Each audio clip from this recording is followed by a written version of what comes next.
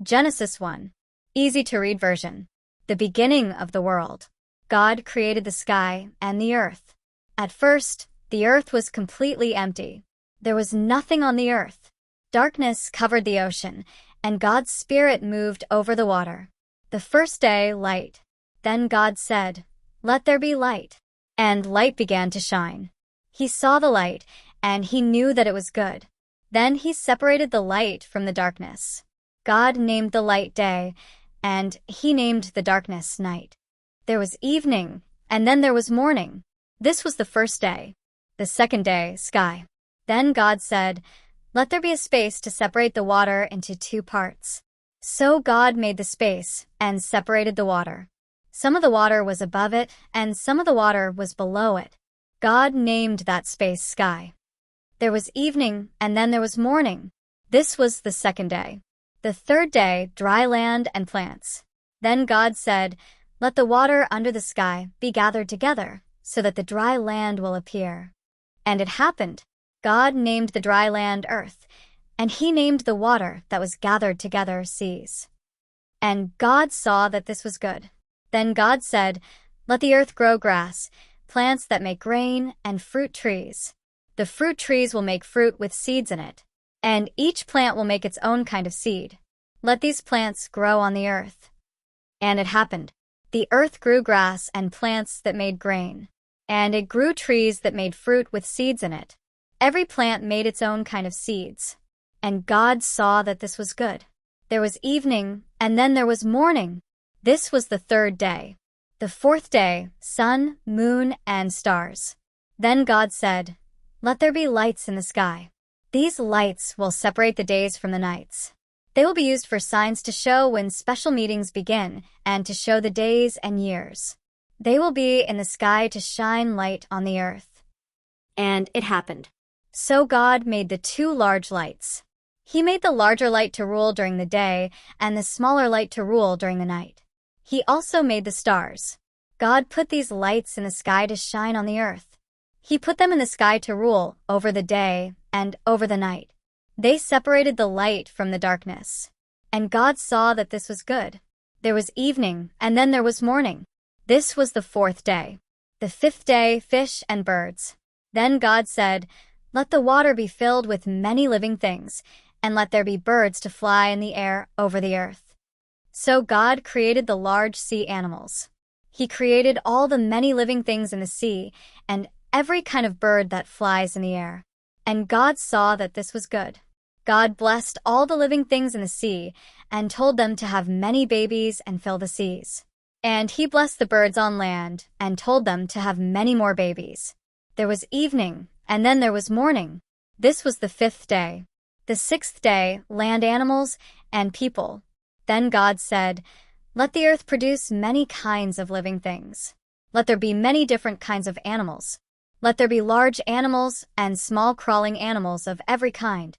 And let all these animals produce more animals." And all these things happened. So God made every kind of animal. He made the wild animals, the tame animals, and all the small crawling things. And God saw that this was good. Then God said, "Now let's make humans who will be like us. They will rule over all the fish in the sea and the birds in the air. They will rule over all the large animals and all the little things that crawl on the earth." So God created humans in his own image. He created them to be like himself. He created them male and female. God blessed them and said to them, "Have many children. Fill the earth and take control of it. Rule over the fish in the sea and the birds in the air. Rule over every living thing that moves on the earth." God said, "I am giving you all the grain-bearing plants and all the fruit trees. These trees make fruit with seeds in it. This grain and fruit will be your food. And I am giving all the green plants to the animals. These green plants will be their food. Every animal on earth, every bird in the air, and all the little things that crawl on the earth will eat that food." And all these things happened. God looked at everything he had made, and he saw that everything was very good. There was evening, and then there was morning. This was the sixth day. Genesis 2. The seventh day, rest. So the earth, the sky, and everything in them were finished. God finished the work he was doing, so on the seventh day he rested from his work. God blessed the seventh day and made it a holy day. He made it special because on that day he rested from all the work he did while creating the world. The first man and the Garden of Eden. This is the story about the creation of the sky and the earth. This is what happened when the Lord God made the earth and the sky. This was before there were plants on the earth. Nothing was growing in the fields because the Lord God had not yet made it rain on the earth, and there was no one to care for the plants. So water came up from the earth and spread over the ground. Then the Lord God took dust from the ground and made a man. He breathed the breath of life into the man's nose, and the man became a living thing. Then the Lord God planted a garden in the east, in a place named Eden. He put the man he made in that garden. Then the Lord God caused all the beautiful trees that were good for food to grow in the garden. In the middle of the garden, he put the tree of life and the tree that gives knowledge about good and evil. A river flowed from Eden and watered the garden. The river then separated and became 4 smaller rivers. The name of the first river was Pishon. This river flowed around the entire country of Havilah. There is gold in that country, and that gold is pure. A kind of expensive perfume and onyx are also found there. The name of the second river was Gin. This river flowed around the whole land of Cush. The name of the third river was Tigris. This river flowed east of Assyria. The fourth river was the Euphrates. The Lord God put the man in the Garden of Eden to work the soil and take care of the garden. The Lord God gave him this command: "You may eat from any tree in the garden, but you must not eat from the tree that gives knowledge about good and evil. If you eat fruit from that tree, on that day you will certainly die." A companion for Adam. Then the Lord God said, "I see that it is not good for the man to be alone. I will make the companion he needs, one just right for him." The Lord God used dust from the ground and made every animal in the fields and every bird in the air. He brought all these animals to the man, and the man gave them all a name. The man gave names to all the tame animals, to all the birds in the air, and to all the wild animals. He saw many animals and birds, but he could not find a companion that was right for him. So the Lord God caused the man to sleep very deeply. While he was asleep, God took one of the ribs from the man's body. Then he closed the man's skin where the rib had been. The Lord God used the rib from the man to make a woman. Then he brought the woman to the man. And the man said, "Finally, one like me, with bones from my bones, and a body from my body. She was taken out of a man. So I will call her woman. That is why a man leaves his father and mother and is joined to his wife. In this way, 2 people become one." The man and his wife were naked, but they were not ashamed. Genesis 3. The beginning of sin. The snake was the most clever of all the wild animals that the Lord God had made. The snake spoke to the woman and said, "Woman, did God really tell you that you must not eat from any tree in the garden?" The woman answered the snake, "No, we can eat fruit from the trees in the garden, but there is one tree we must not eat from. God told us, 'You must not eat fruit from the tree that is in the middle of the garden. You must not even touch that tree, or you will die.' But the snake said to the woman, 'You will not die. God knows that if you eat the fruit from that tree, you will learn about good and evil, and then you will be like God.' The woman could see that the tree was beautiful and the fruit looked so good to eat. She also liked the idea that it would make her wise. So she took some of the fruit from the tree and ate it. Her husband was there with her, so she gave him some of the fruit, and he ate it. Then it was as if their eyes opened, and they saw things differently. They saw that they were naked. So they got some fig leaves, sewed them together, and wore them for clothes. During the cool part of the day, the Lord God was walking in the garden. The man and the woman heard him, and they hid among the trees in the garden. The Lord God called to the man and said, "Where are you?" The man said, "I heard you walking in the garden, and I was afraid. I was naked, so I hid." God said to the man, "Who told you that you were naked? Did you eat fruit from that special tree? I told you not to eat from that tree." The man said, "The woman you put here with me gave me fruit from that tree. So I ate it." Then the Lord God said to the woman, "What have you done?" She said, "The snake tricked me, so I ate the fruit." So the Lord God said to the snake, "You did this very bad thing. So bad things will happen to you. It will be worse for you than for any other animal. You must crawl on your belly and eat dust all the days of your life. I will make you and the woman enemies to each other. Your children and her children will be enemies. You will bite her child's foot, but he will crush your head."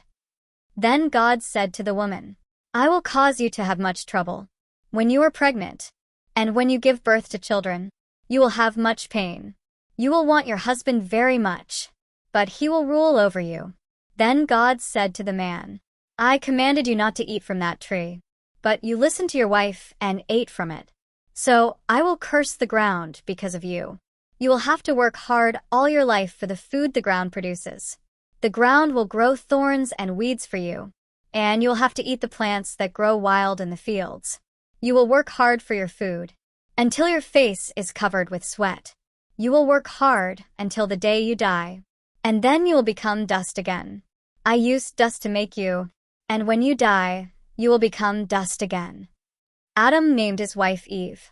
He gave her this name because Eve would be the mother of everyone who ever lived.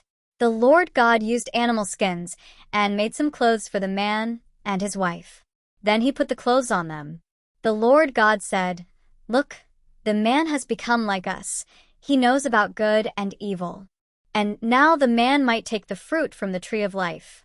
If the man eats that fruit, he will live forever."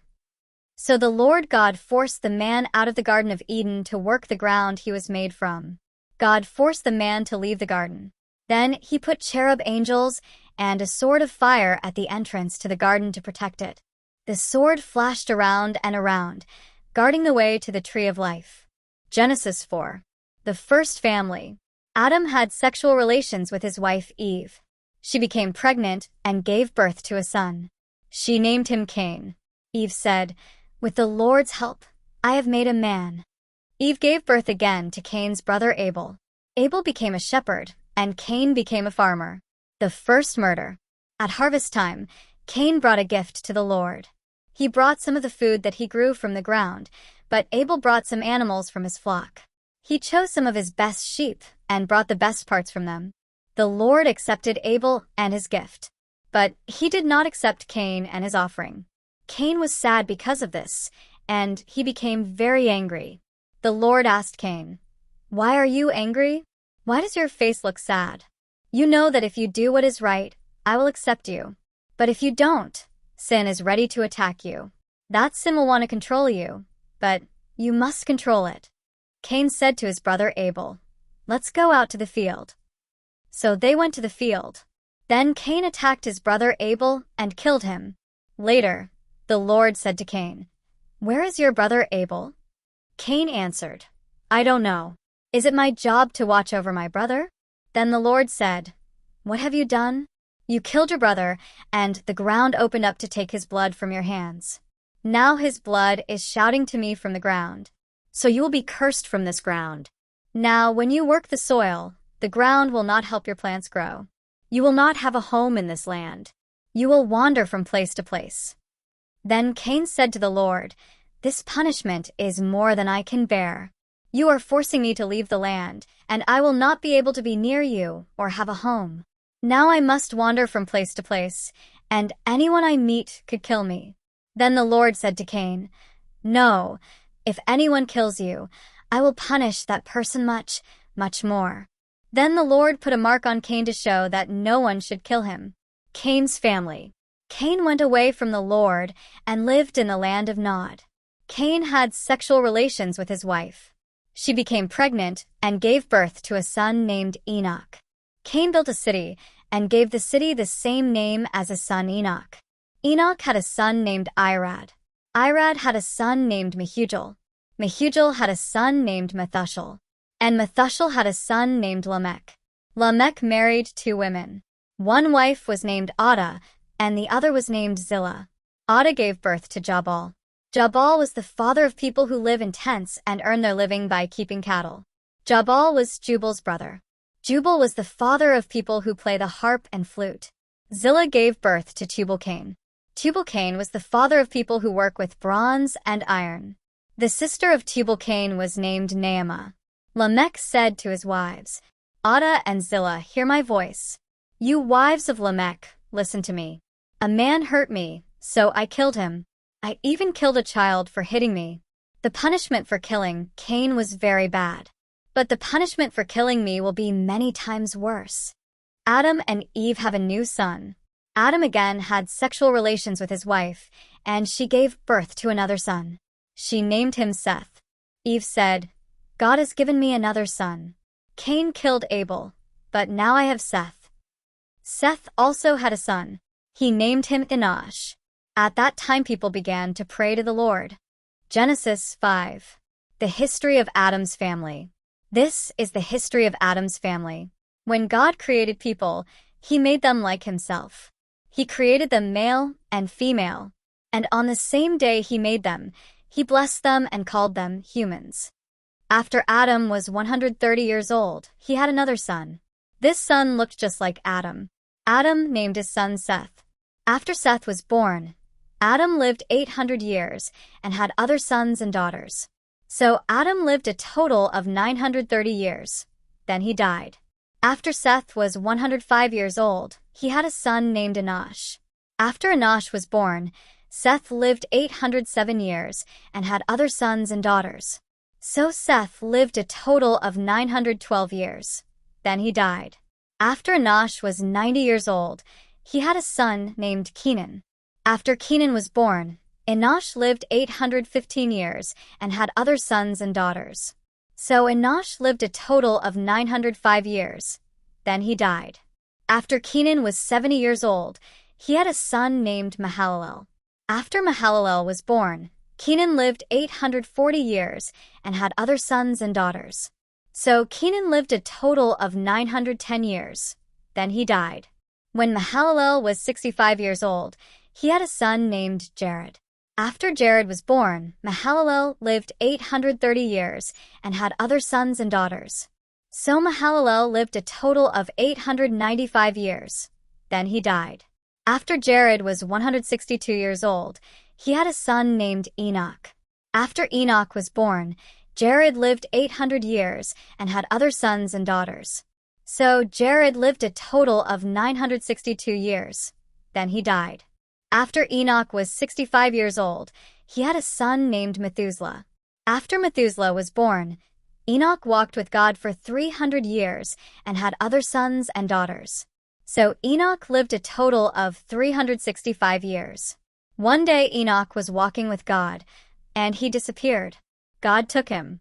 After Methuselah was 187 years old, he had a son named Lamech. After Lamech was born, Methuselah lived 782 years and had other sons and daughters. So Methuselah lived a total of 969 years. Then he died. When Lamech was 182 years old, he had a son. Lamech named his son Noah. Lamech said, "We work very hard as farmers because God cursed the ground. But Noah will bring us rest." After Noah was born, Lamech lived 595 years and had other sons and daughters. So Lamech lived a total of 777 years. Then he died. After Noah was 500 years old, he had sons named Shem, Ham, and Japheth. Genesis 6. Easy-to-read version. People become evil. The number of people on earth continued to increase. When these people had daughters, the sons of God saw how beautiful they were. So they chose the women they wanted. They married them, and the women had their children. Then the Lord said, "People are only human. I will not let my spirit be troubled by them forever. I will let them live only 120 years. During this time, and also later, the Nephilim people lived in the land. They have been famous as powerful soldiers since ancient times. The Lord saw that the people on the earth were very evil. He saw that they thought only about evil things all the time. The Lord was sorry that he had made people on the earth. It made him very sad in his heart. So the Lord said, "I will destroy all the people I created on the earth. I will destroy every person and every animal and everything that crawls on the earth. And I will destroy all the birds in the air, because I am sorry that I have made them." But Noah pleased the Lord. Noah and the Great Flood. This is the history of Noah's family. He was a good man all his life, and he always followed God. Noah had 3 sons, Shem, Ham, and Japheth. When God looked at the earth, he saw that people had ruined it. Violence was everywhere, and it had ruined their life on earth. So God said to Noah, "Everyone has filled the earth with anger and violence. So I will destroy all living things. I will remove them from the earth. Use cypress wood and build a boat for yourself. Make rooms in the boat and cover it with tar inside and out.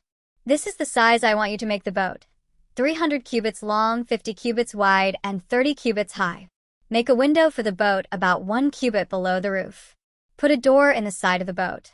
Make 3 floors in the boat: a top deck, a middle deck, and a lower deck. Understand what I am telling you. I will bring a great flood of water on the earth. I will destroy all living things that live under heaven. Everything on the earth will die. I will make a special agreement with you. You, your wife, your sons, and their wives will all go into the boat. Also, you will take 2 of every living thing on the earth with you into the boat. Take a male and female of every kind of animal so that they might survive with you.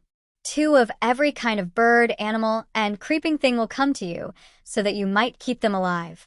Also bring every kind of food into the boat, for you and for the animals." Noah did everything God commanded him. Genesis 7. Easy to read version. The flood begins. Then the Lord said to Noah, "I have seen that you are a good man, even among the evil people of this time. So gather your family, and all of you go into the boat.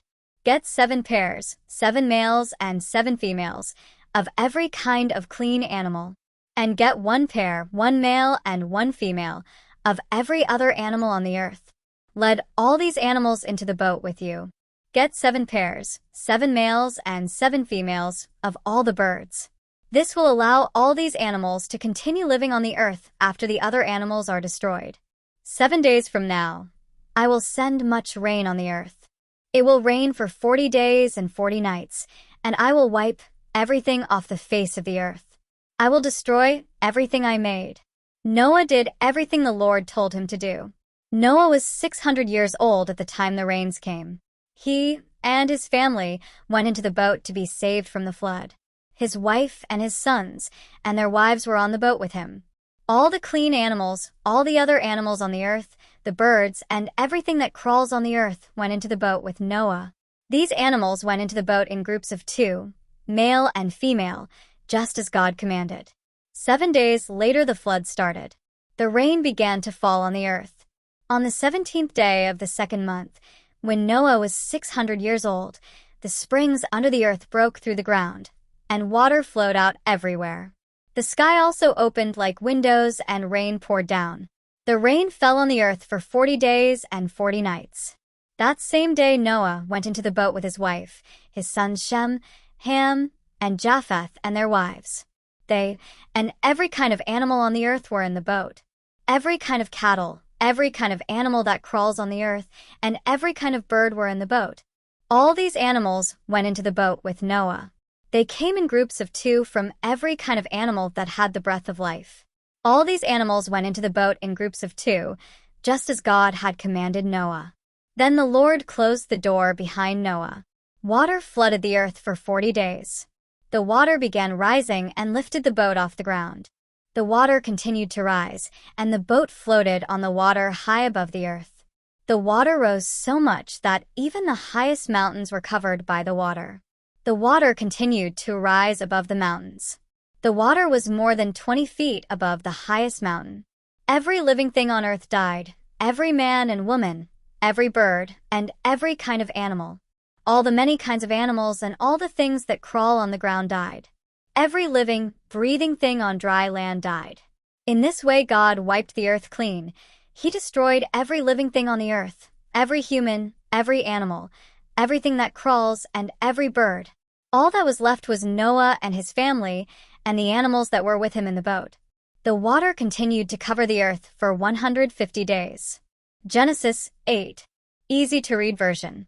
The flood ends. But God did not forget about Noah. God remembered him and all the animals that were with him in the boat. God made a wind blow over the earth, and all the water began to disappear. Rain stopped falling from the sky, and water stopped flowing from under the earth. The water that covered the earth began to go down. After 150 days, the water was low enough that the boat touched land again. The boat stopped on one of the mountains of Ararat. This was the 17th day of the 7th month. The water continued to go down, and by the first day of the 10th month, the tops of the mountains were above the water. 40 days later, Noah opened the window he had made in the boat. Then he sent out a raven. The raven flew from place to place until the ground was dry and the water was gone. Noah also sent out a dove. He wanted it to find dry ground. He wanted to know if water still covered the earth. The dove could not find a place to rest because water still covered the earth, so the dove came back to the boat. Noah reached out his hand and caught the dove and brought it back into the boat. After 7 days, Noah again sent out the dove. And that afternoon, the dove came back to Noah. The dove had a fresh olive leaf in its mouth. This was a sign to show Noah that there was dry ground on the earth. 7 days later, Noah sent the dove out again. But this time the dove didn't come back. After that, Noah opened the door of the boat. He looked and saw that the ground was dry. This was the first day of the first month of the year. He was 601 years old. By the 27th day of the second month, the ground was completely dry. Then God said to Noah, "Leave the boat. You, your wife, your sons, and your sons' wives should go out now. Bring every living animal out of the boat with you, all the birds, animals, and everything that crawls on the earth. These animals will make many more animals, and they will fill the earth again." So Noah went out with his sons, his wife, and his sons' wives. All the animals, everything that crawls, and every bird left the boat. All the animals came out of the boat in family groups. Then Noah built an altar to honor the Lord. Noah took some of all the clean birds and some of all the clean animals and burned them on the altar as a gift to God. The Lord smelled these sacrifices, and it pleased him. The Lord said to himself, "I will never again curse the earth as a way to punish people. People are evil from the time they are young, but I will never again destroy every living thing on the earth as I did this time. As long as the earth continues, there will always be a time for planting and a time for harvest. There will always be cold and hot, summer and winter, day and night on earth." Genesis 9. Easy to read version. The new beginning.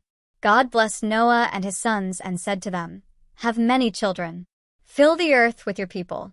Every animal on earth, every bird in the air, every animal that crawls on the ground, and every fish in the sea will be afraid of you. All of them will be under your control. In the past, I gave you the green plants to eat. Now, every animal will also be food for you. I give you everything on earth. It is yours. But I give you one command. You must not eat meat that still has its life, blood in it. Also, I will demand your blood for your lives. That is, I will demand the life of any person or animal that takes a human life. God made humans to be like himself. So, whoever kills a person must be killed by another person. Have many children and fill the earth with your people." Then God said to Noah and his sons, "I now make my promise to you and to your people who will live after you. I make my promise to all the birds and to all the cattle and to all the animals that came out of the boat with you. I make my promise to every living thing on earth. This is my promise to you. All life on the earth was destroyed by the flood.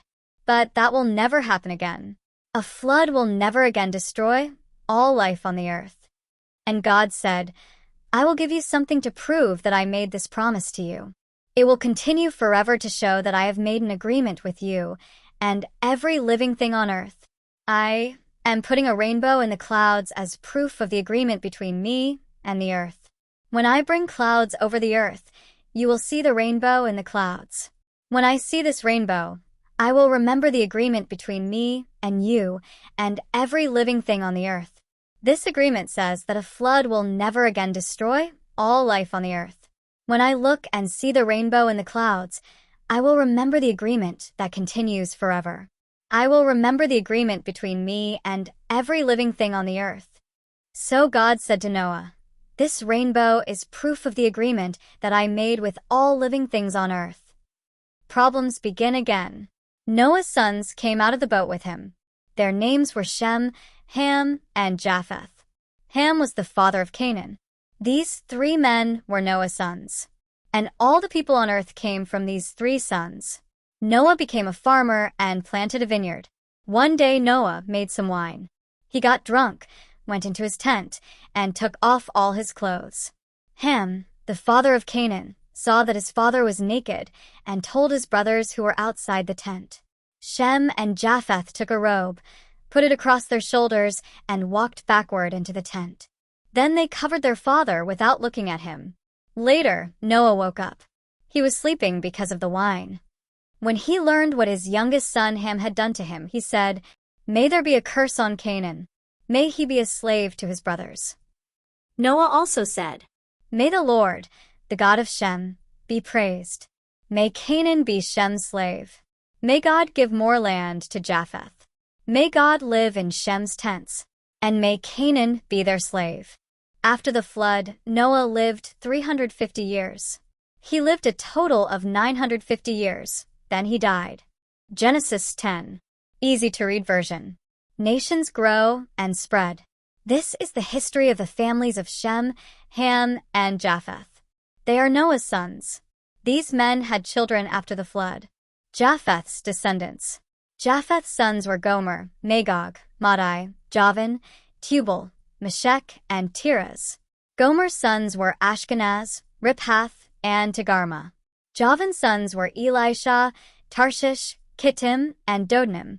All the people who lived in the area around the Mediterranean Sea came from these sons of Japheth. The people separated and went to different countries according to languages, families, and nations. Ham's descendants.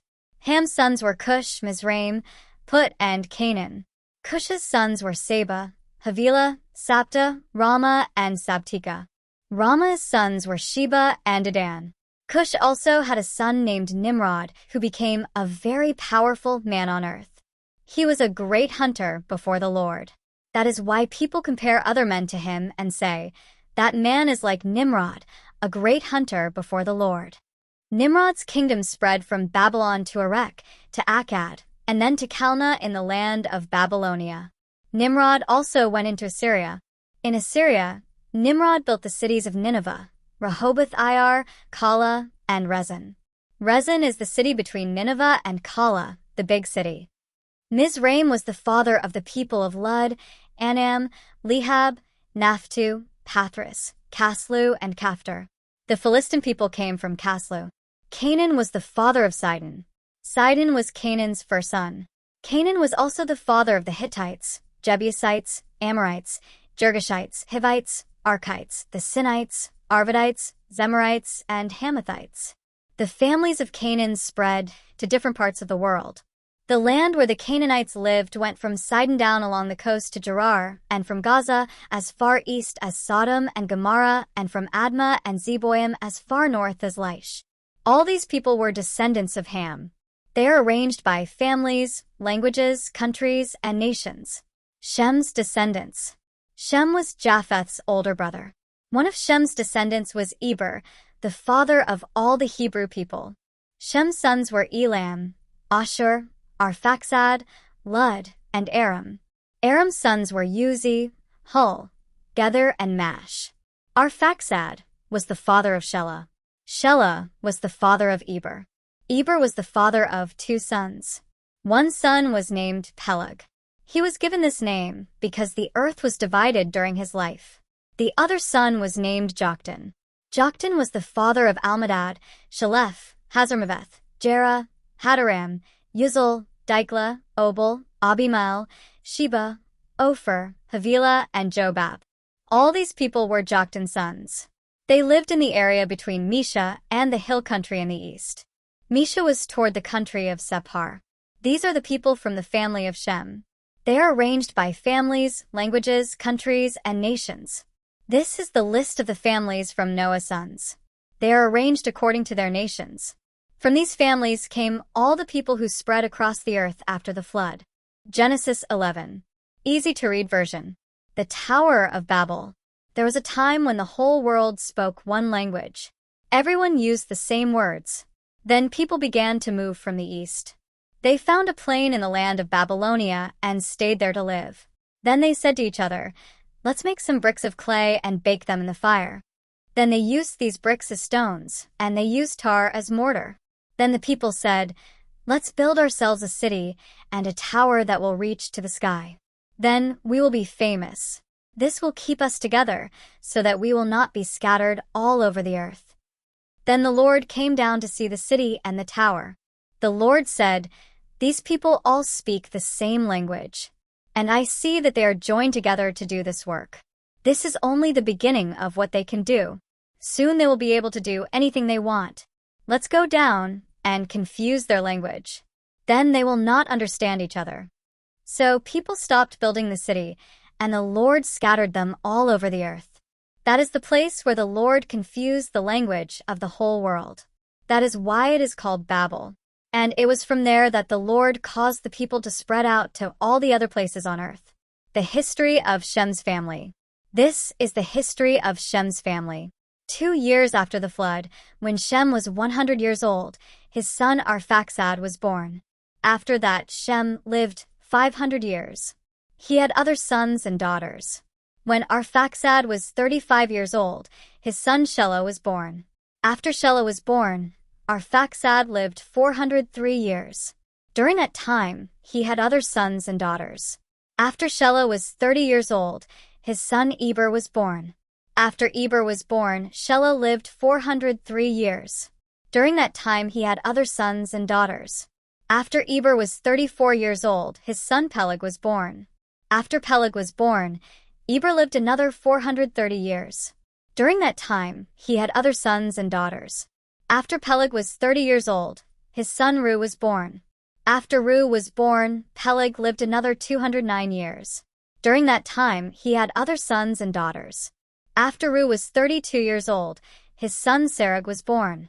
After Serug was born, Reu lived another 207 years. During that time, he had other sons and daughters.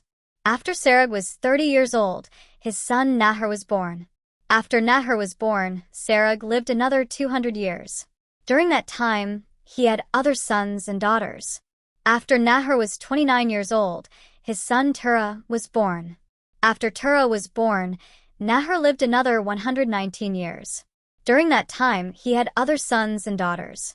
After Terah was 70 years old, his sons Abram, Nahu, and Haran were born. The history of Terah's family. This is the history of Terah's family. Terah was the father of Abram, Nahu, and Haran. Haran was the father of Lot. Haran died in his hometown, Ur of Babylonia, while his father Terah was still alive. Abram and Nahor both married. Abram's wife was named Sarai. Nahor's wife was named Milcah. Milcah was the daughter of Haran. Haran was the father of Milcah and Iscah. Sarai did not have any children because she was not able to have children. Terah took his family and left Ur of Babylonia. They planned to travel to Canaan. Terah took his son Abram, his grandson Lot, Haran's son, and his daughter-in-law Sarai, Abram's wife. They traveled to the city of Haran and decided to stay there. Terah lived to be 205 years old. He died in Haran. Genesis 12. Easy-to-read version. God calls Abram. The Lord said to Abram, "Leave your country and your people. Leave your father's family and go to the country that I will show you. I will build a great nation from you. I will bless you and make your name famous. People will use your name to bless other people. I will bless those who bless you, and I will curse those who curse you. I will use you to bless all the people on earth." Abram goes to Canaan. So Abram left Haran just like the Lord said, and Lot went with him. Abram was 75 years old when he left Haran. He took his wife Sarai, his nephew Lot, all the slaves, and all the other things he had gotten in Haran. Then he and his group moved to the land of Canaan. Abram traveled through the land as far as the town of Shechem, and then to the big tree of Moreh. The Canaanites were living in the land at that time. The Lord appeared to Abram and said, "I will give this land to your descendants." Abram built an altar to honor the Lord who appeared to him there. Then he left that place and traveled to the mountains east of Bethel. He set up his tent there. Bethel was to the west and Ai was to the east. Abram built another altar at that place to honor the Lord, and he worshipped the Lord there. Then he moved on toward the Negev, stopping for a time at several places on the way. Abram in Egypt. During this time there was not enough food in the land, so Abram went down to Egypt to live. Just before they arrived in Egypt, Abram told Sarai, "Look, I know that you are a very beautiful woman. When the Egyptian men see you, they will say, 'This woman is his wife.' Then they will kill me and keep you alive because they want you. So tell them that you are my sister. Then they will be good to me because of you. In this way you will save my life." So when Abram went into Egypt, the Egyptian men saw that Sarai was a very beautiful woman. Even some of Pharaoh's officials noticed her and told Pharaoh how beautiful she was. So they took her to Pharaoh's house. Pharaoh was kind to Abram because he thought Abram was Sarai's brother. He gave Abram sheep, cattle, donkeys, camels, and men and women servants. Pharaoh took Abram's wife, so the Lord caused Pharaoh and all the people in his house to have very bad diseases. Pharaoh called Abram and said to him, "You have done a very bad thing to me. Why didn't you tell me Sarai was your wife? You said, 'She is my sister.' Why did you say that? I took her so that she could be my wife, but now I give your wife back to you. Take her and go." Then Pharaoh commanded his men to lead Abram out of Egypt. So Abram and his wife left that place and took everything they had with them. Genesis 13. Easy to read version. Abram returns to Canaan. So Abram left Egypt. He traveled through the Negev with his wife and everything he owned. Lot was also with them. At this time, Abram was very rich. He had many animals and much silver and gold. Abram continued traveling around. He left the Negev and went back to Bethel. He went to the place between the city of Bethel and Ai, where he and his family had camped before. This was where Abram had built an altar earlier. So he worshipped the Lord there. Abram and Lot separate. During this time, Lot was also traveling with Abram. Lot had many animals and tents. Abram and Lot had so many animals that the land could not support both of them together. The Canaanites and the Perizzites were also living in this land at the same time. The shepherds of Abram and Lot began to argue. So Abram said to Lot, "There should be no arguing between you and me, or between your people and my people. We are all brothers. We should separate. You can choose any place you want. If you go to the left, I will go to the right. If you go to the right, I will go to the left." Lot looked and saw the whole Jordan Valley. He saw that there was much water there. This was before the Lord destroyed Sodom and Gomorrah. At that time the Jordan Valley all the way to Zoar was like the Lord's garden. This was good land like the land of Egypt. So Lot chose to live in the Jordan Valley. The two men separated, and Lot began traveling east. Abram stayed in the land of Canaan, and Lot lived among the cities in the valley.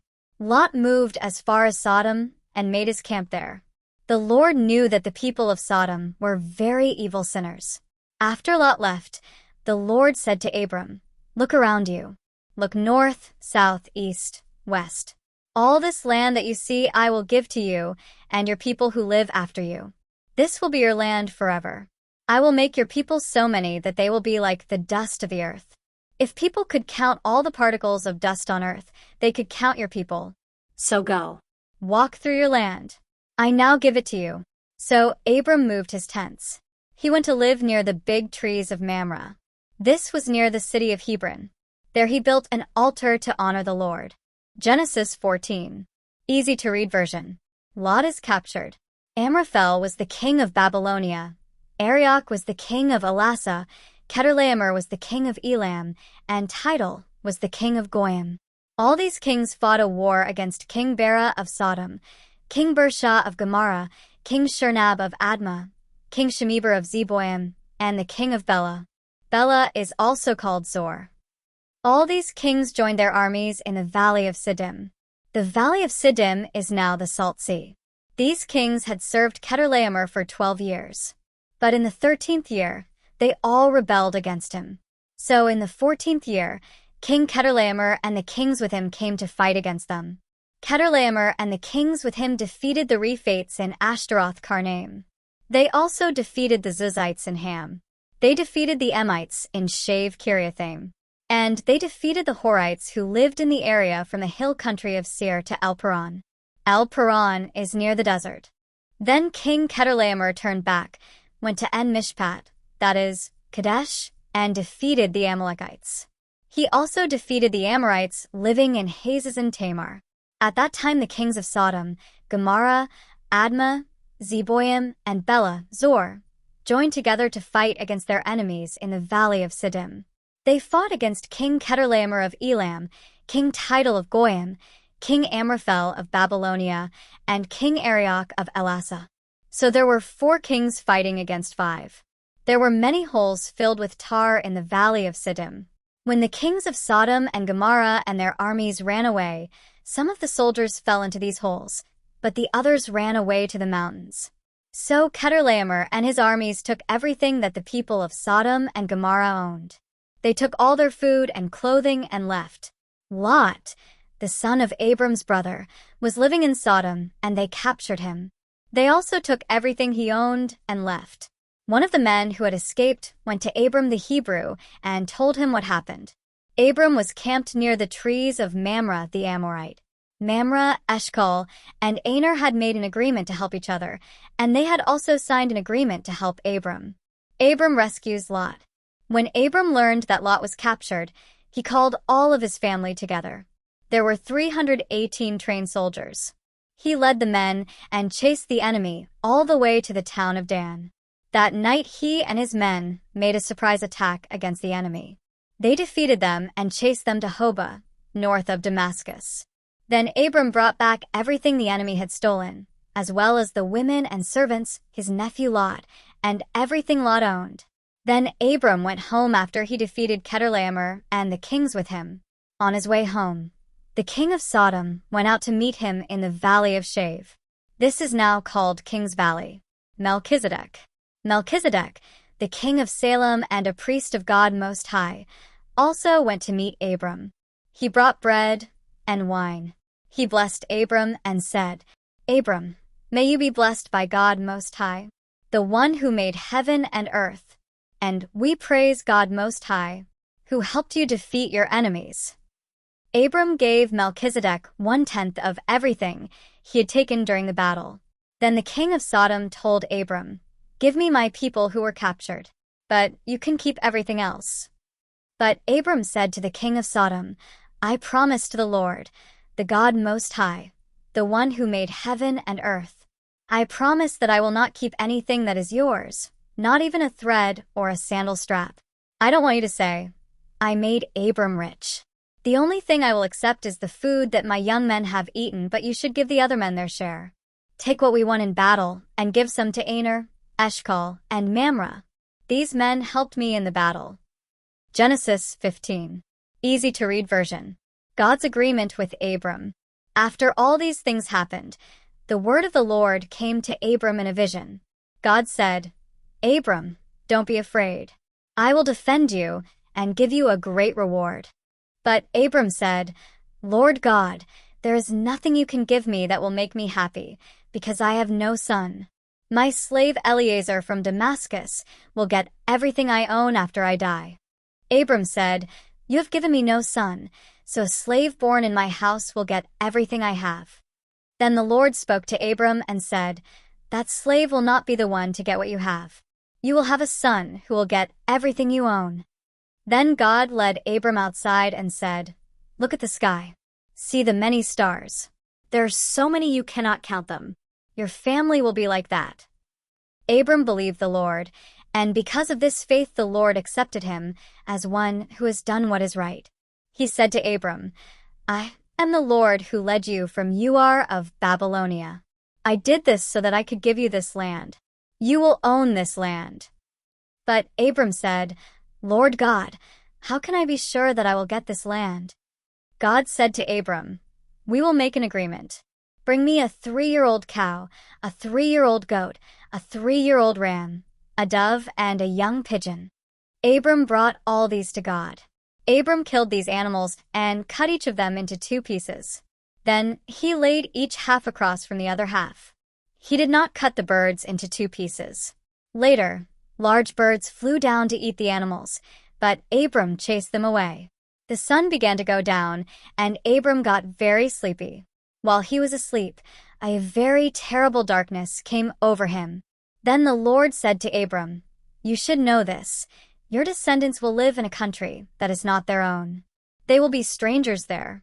The people there will make them slaves and be cruel to them for 400 years. But then I will punish the nation that made them slaves. Your people will leave that land, and they will take many good things with them. You yourself will live to be very old. You will die in peace and will be buried with your family. After 4 generations, your people will come to this land again and defeat the Amorites. That will happen in the future because the Amorites are not yet guilty enough to lose their land." After the sun went down, it got very dark. The dead animals were still on the ground, each animal cut into 2 pieces.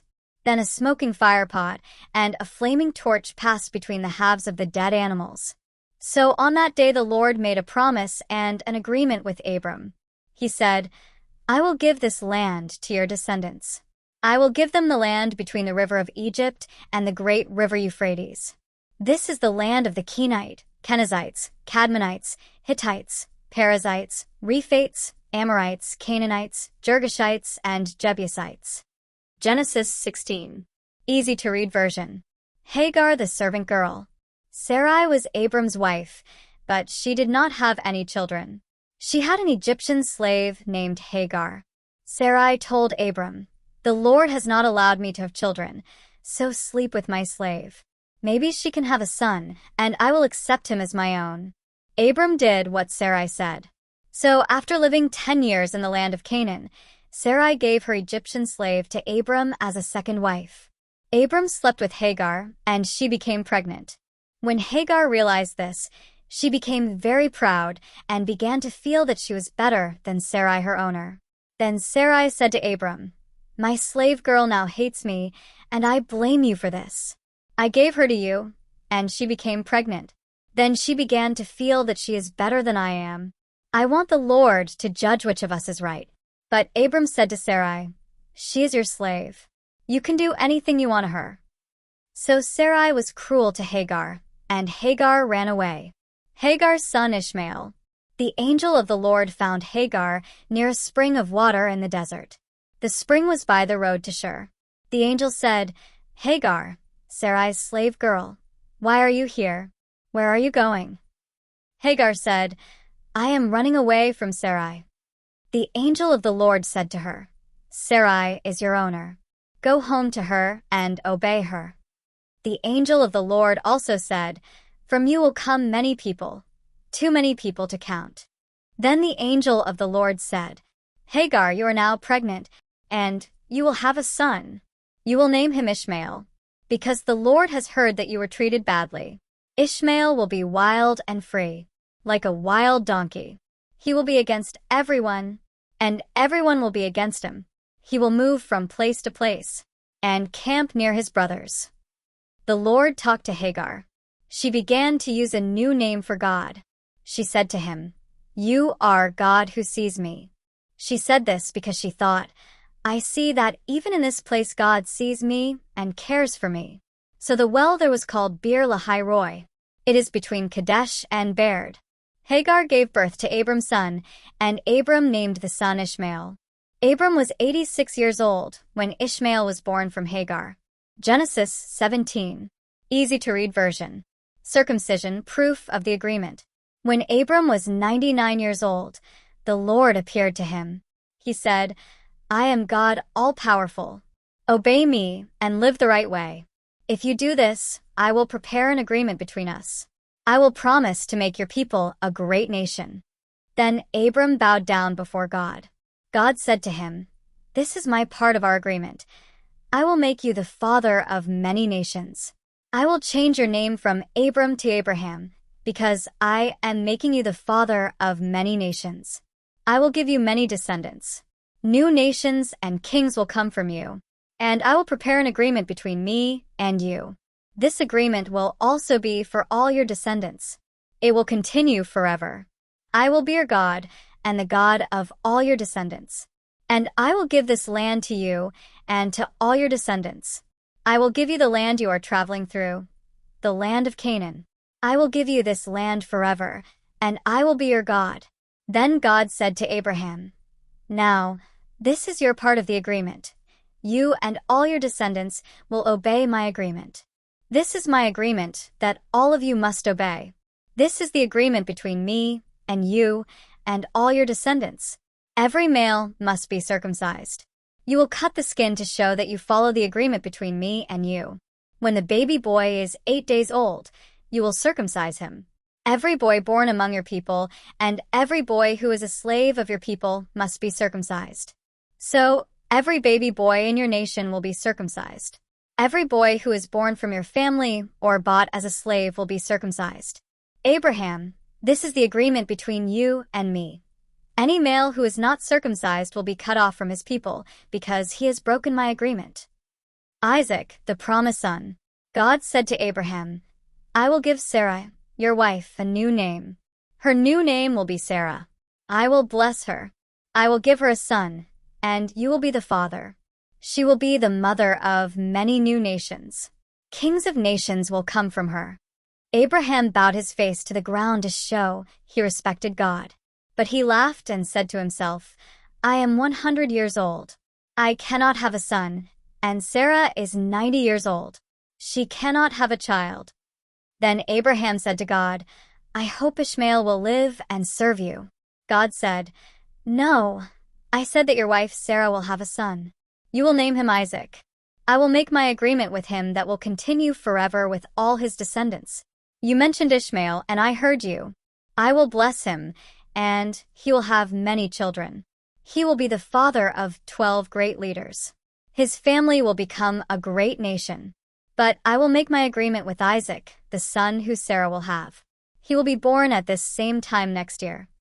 After God finished talking with Abraham, God went up into heaven. Then Abraham gathered together Ishmael and all the slaves born in his house.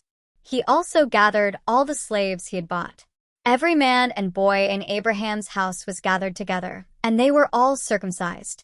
Abraham circumcised them that day, just as God had told him to do. Abraham was 99 years old when he was circumcised, and Ishmael, his son, was 13 years old when he was circumcised. Abraham and his son were circumcised on the same day. Also, on that day all the men in Abraham's house were circumcised. All the slaves born in his house and all the slaves he had bought were circumcised. Genesis 18. Easy to read version. The 3 visitors. Later, the Lord again appeared to Abraham near the oak trees of Mamre. It was the hottest part of the day, and Abraham was sitting at the door of his tent. He looked up and saw 3 men standing in front of him. When he saw the men, he ran to them and bowed before them. Abraham said, "Sirs, please stay a while with me, your servant. I will bring some water to wash your feet. You can rest under the trees. I will get some food for you, and you can eat as much as you want. Then you can continue your journey." The 3 men said, "Do as you wish." Abraham hurried to the tent. He said to Sarah, "Quickly, prepare enough flour for 3 loaves of bread." Then Abraham ran to his cattle. He took his best young calf and gave it to the servant there. He told the servant to quickly kill the calf and prepare it for food. Abraham brought the meat and some milk and cheese and set them down in front of the 3 men. Then he stood near the men, ready to serve them while they sat under the tree and ate. Then the men said to Abraham, "Where is your wife Sarah?" Abraham said, "She is there in the tent." Then one of them said, "I will come again in the spring. At that time your wife Sarah will have a son." Sarah was listening in the tent and heard these things. Abraham and Sarah were very old. Sarah was past the right age for women to have children. So she laughed to herself and said, "I am old, and my husband is old. I am too old to have a baby." Then the Lord said to Abraham, Sarah laughed and said she was too old to have a baby.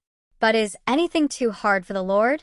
I will come again in the spring, just as I said I would, and your wife Sarah will have a son." Sarah said, "I didn't laugh." She said this because she was afraid. Then the Lord said, "No, I know that is not true. You did laugh." Then the men got up to leave. They looked towards Sodom and began walking in that direction. Abraham walked with them to send them on their way. Abraham's bargain with God. The Lord said to himself, "Should I tell Abraham what I am going to do now? Abraham will become a great and powerful nation, and all the nations on earth will be blessed because of him. I have made a special agreement with him.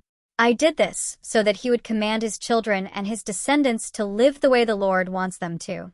I did this so that they would live right and be fair. Then I, the Lord, can give him what I promised." Then the Lord said, "I have heard many times that the people of Sodom and Gomorrah are very evil. I will go and see if they are as bad as I have heard. Then I will know for sure."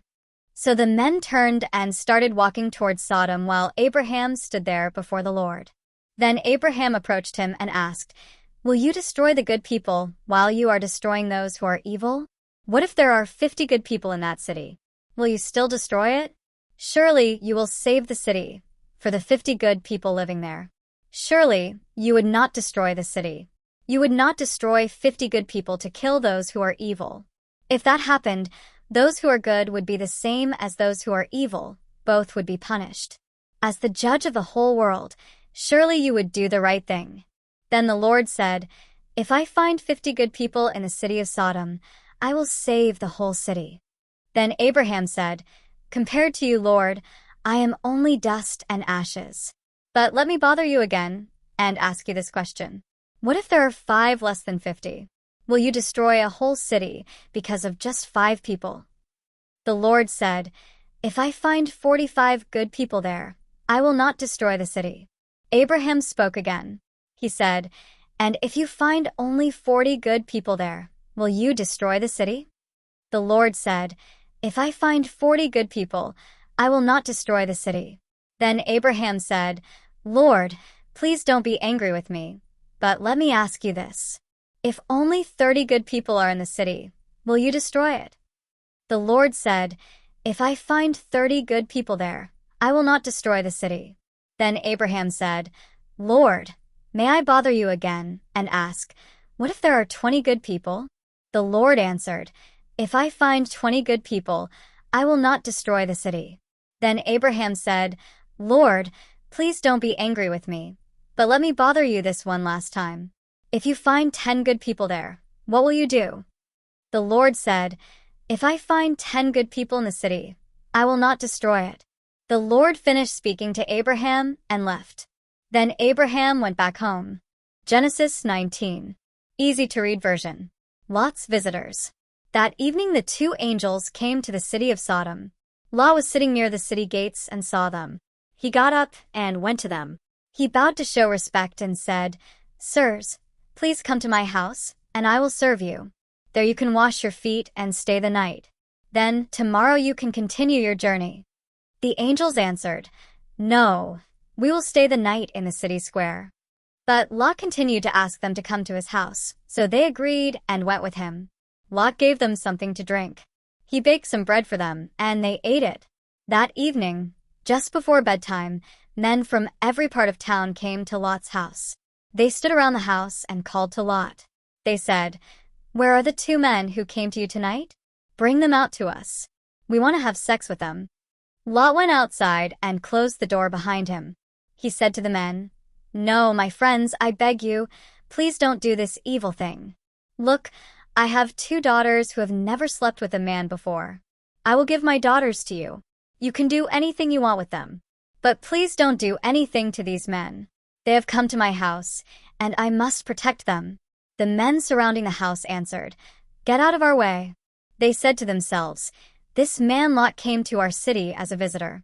Now he wants to tell us how we should live."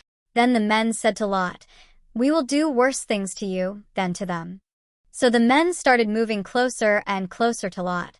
They were about to break down the door. But the 2 men staying with Lot opened the door, pulled him back inside the house, and closed the door.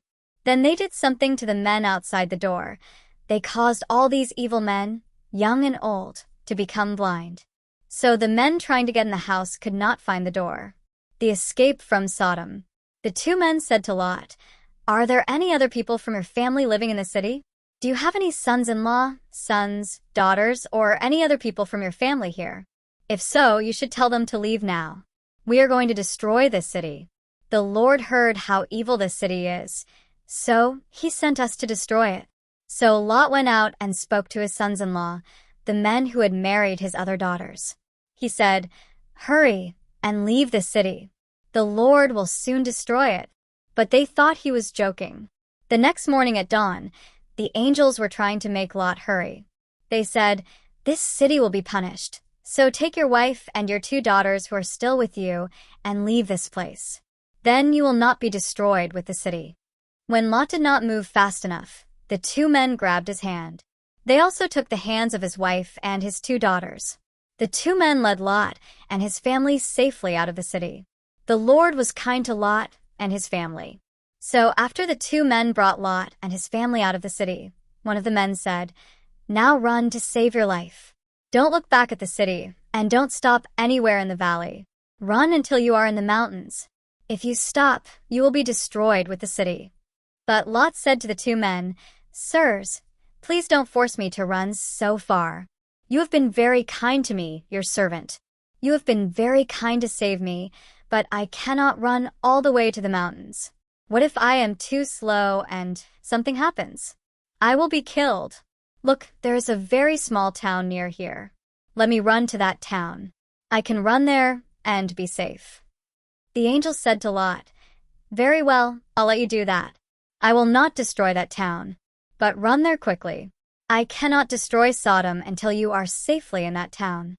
That town is named Zor because it is a small town." Sodom and Gomorrah destroyed. Lot was entering the town as the sun came up, and the Lord began to destroy Sodom and Gomorrah. He caused fire and burning sulfur to fall from the sky. He destroyed the whole valley, all the cities, the people living in the cities, and all the plants in the valley. Lot's wife was following behind him and looked back at the city. When she did, she became a block of salt. Early the next morning, Abraham got up and went to the place where he stood before the Lord. Abraham looked down into the valley toward the cities of Sodom and Gomorrah.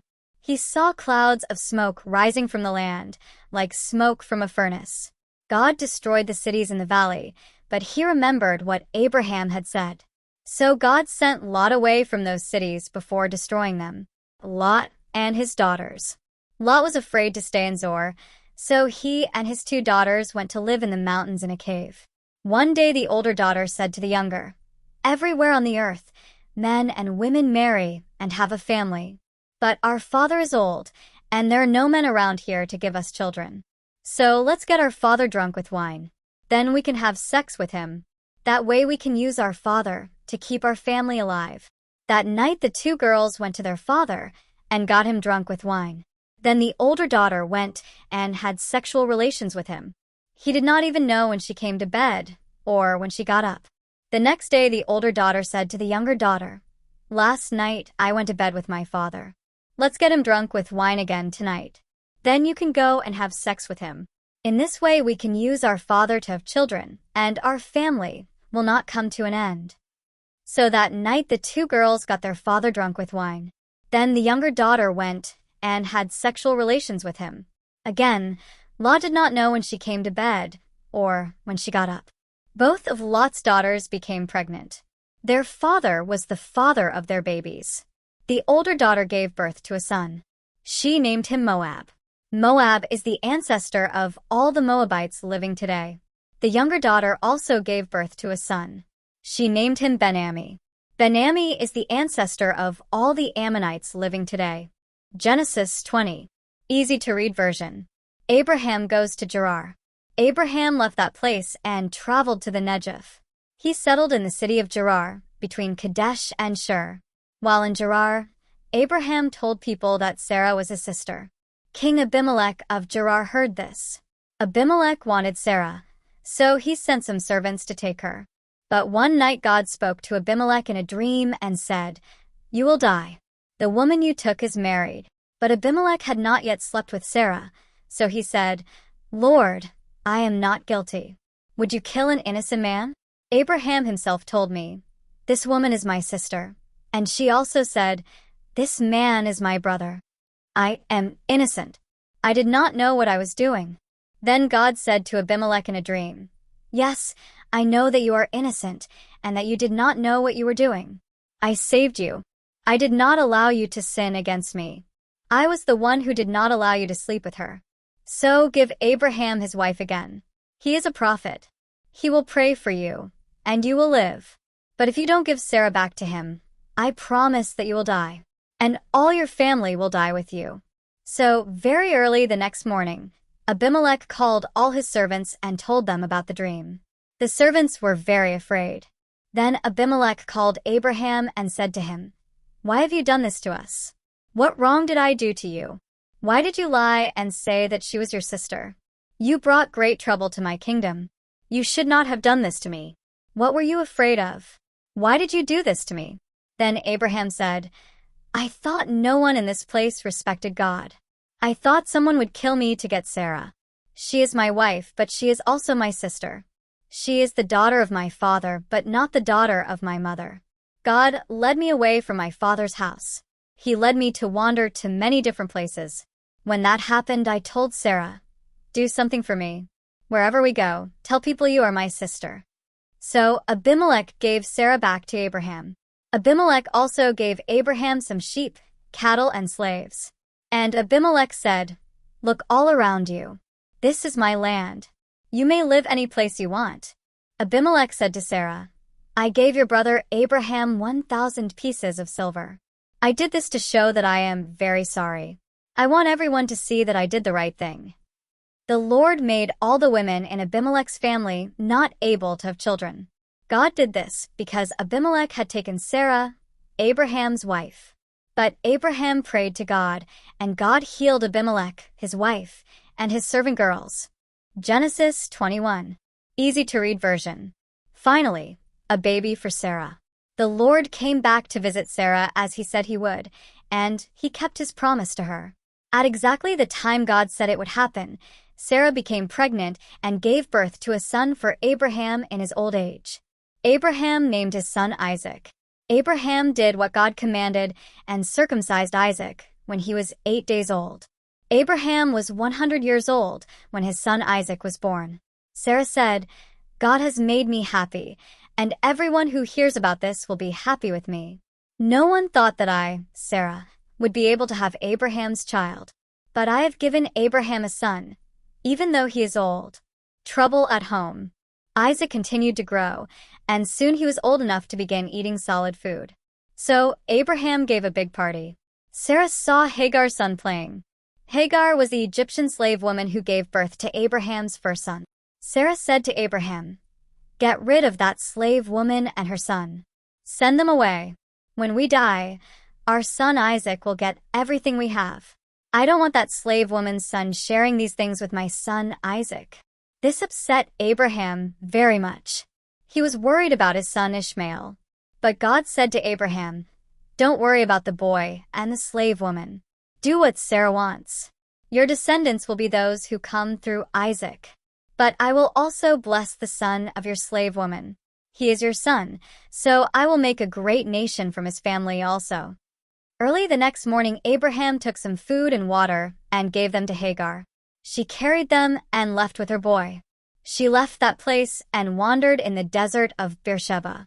After some time, when all their drinking water was gone, Hagar put her son under a bush.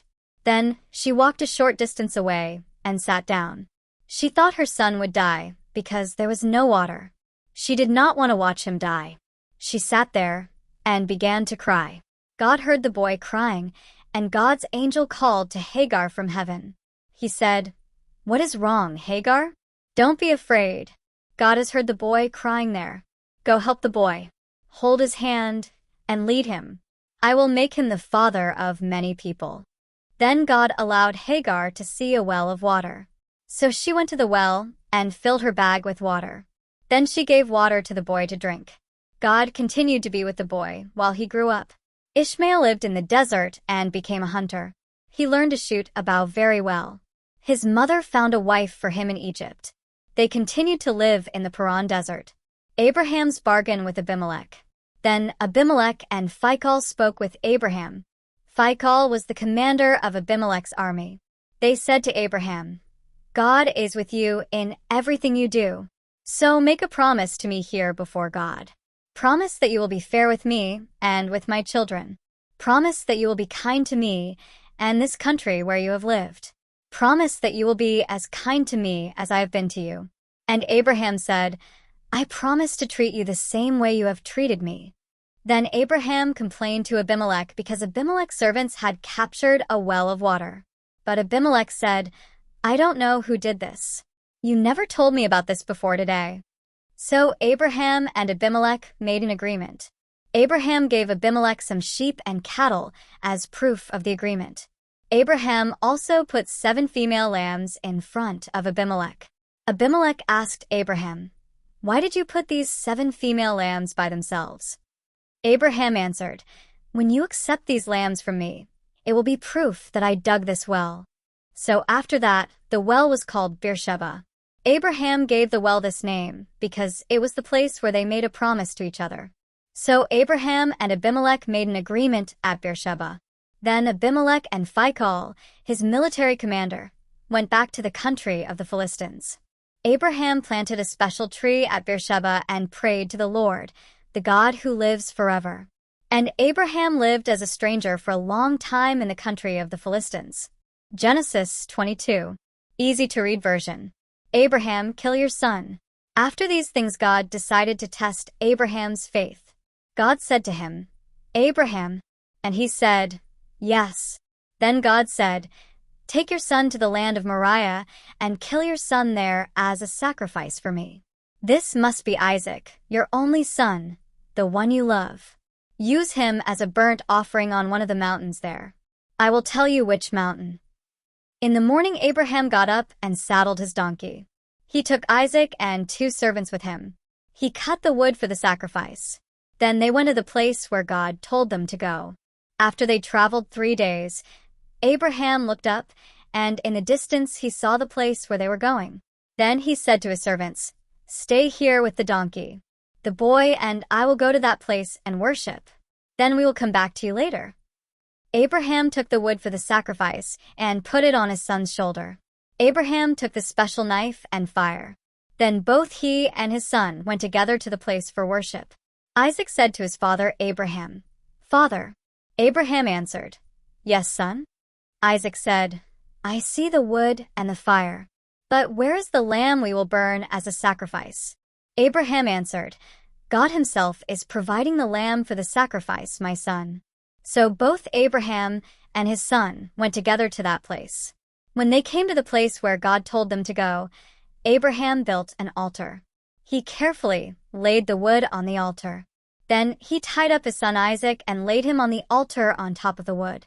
Then Abraham reached for his knife to kill his son. But the angel of the Lord stopped him.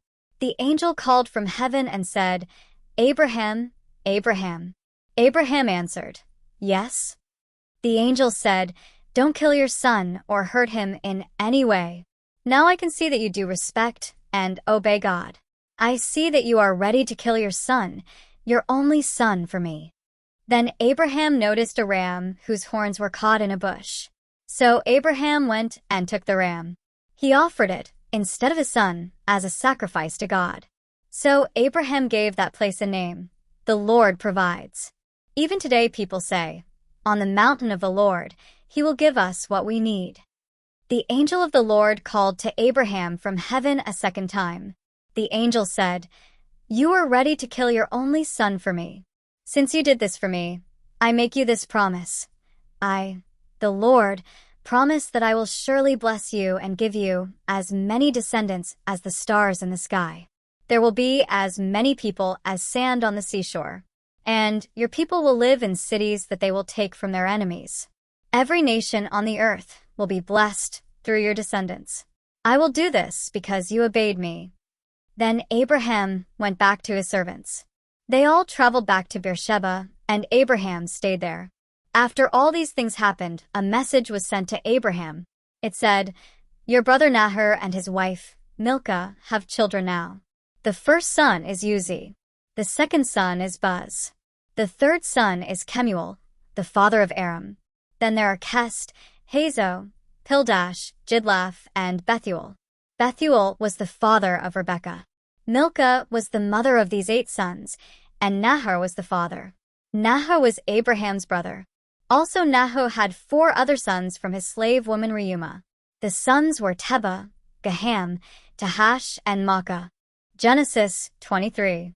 Easy-to-read version. Sarah dies. Sarah lived to be 127 years old. She died in the city of Kiriath Arba, Hebron, in the land of Canaan. Abraham was very sad and cried for her there. Then he left his dead wife and went to talk to the Hittites. He said, "I am only a foreigner staying in your country. I have no place to bury my wife. Please give me some land so that I can bury her." The Hittites answered Abraham, "Sir, you are a great leader among us. You can have the best place we have to bury your dead. You can have any of our burying places that you want. None of us will stop you from burying your wife there." Abraham got up and bowed to the people. He said to them, "If you really want to help me bury my dead wife, speak to Ephron the son of Zohar for me. I would like to buy the cave of Machpelah, which belongs to Ephron. It is at the end of his field. I will pay him the full price. I want all of you to be witnesses that I am buying it as a burial place." Ephron was sitting there among the people. He answered Abraham, "No, sir. Here in front of my people, I give you that land and the cave on it so that you can bury your wife." Abraham bowed before the Hittites. He said to Ephron before all the people, "But I want to give you the full price for the field.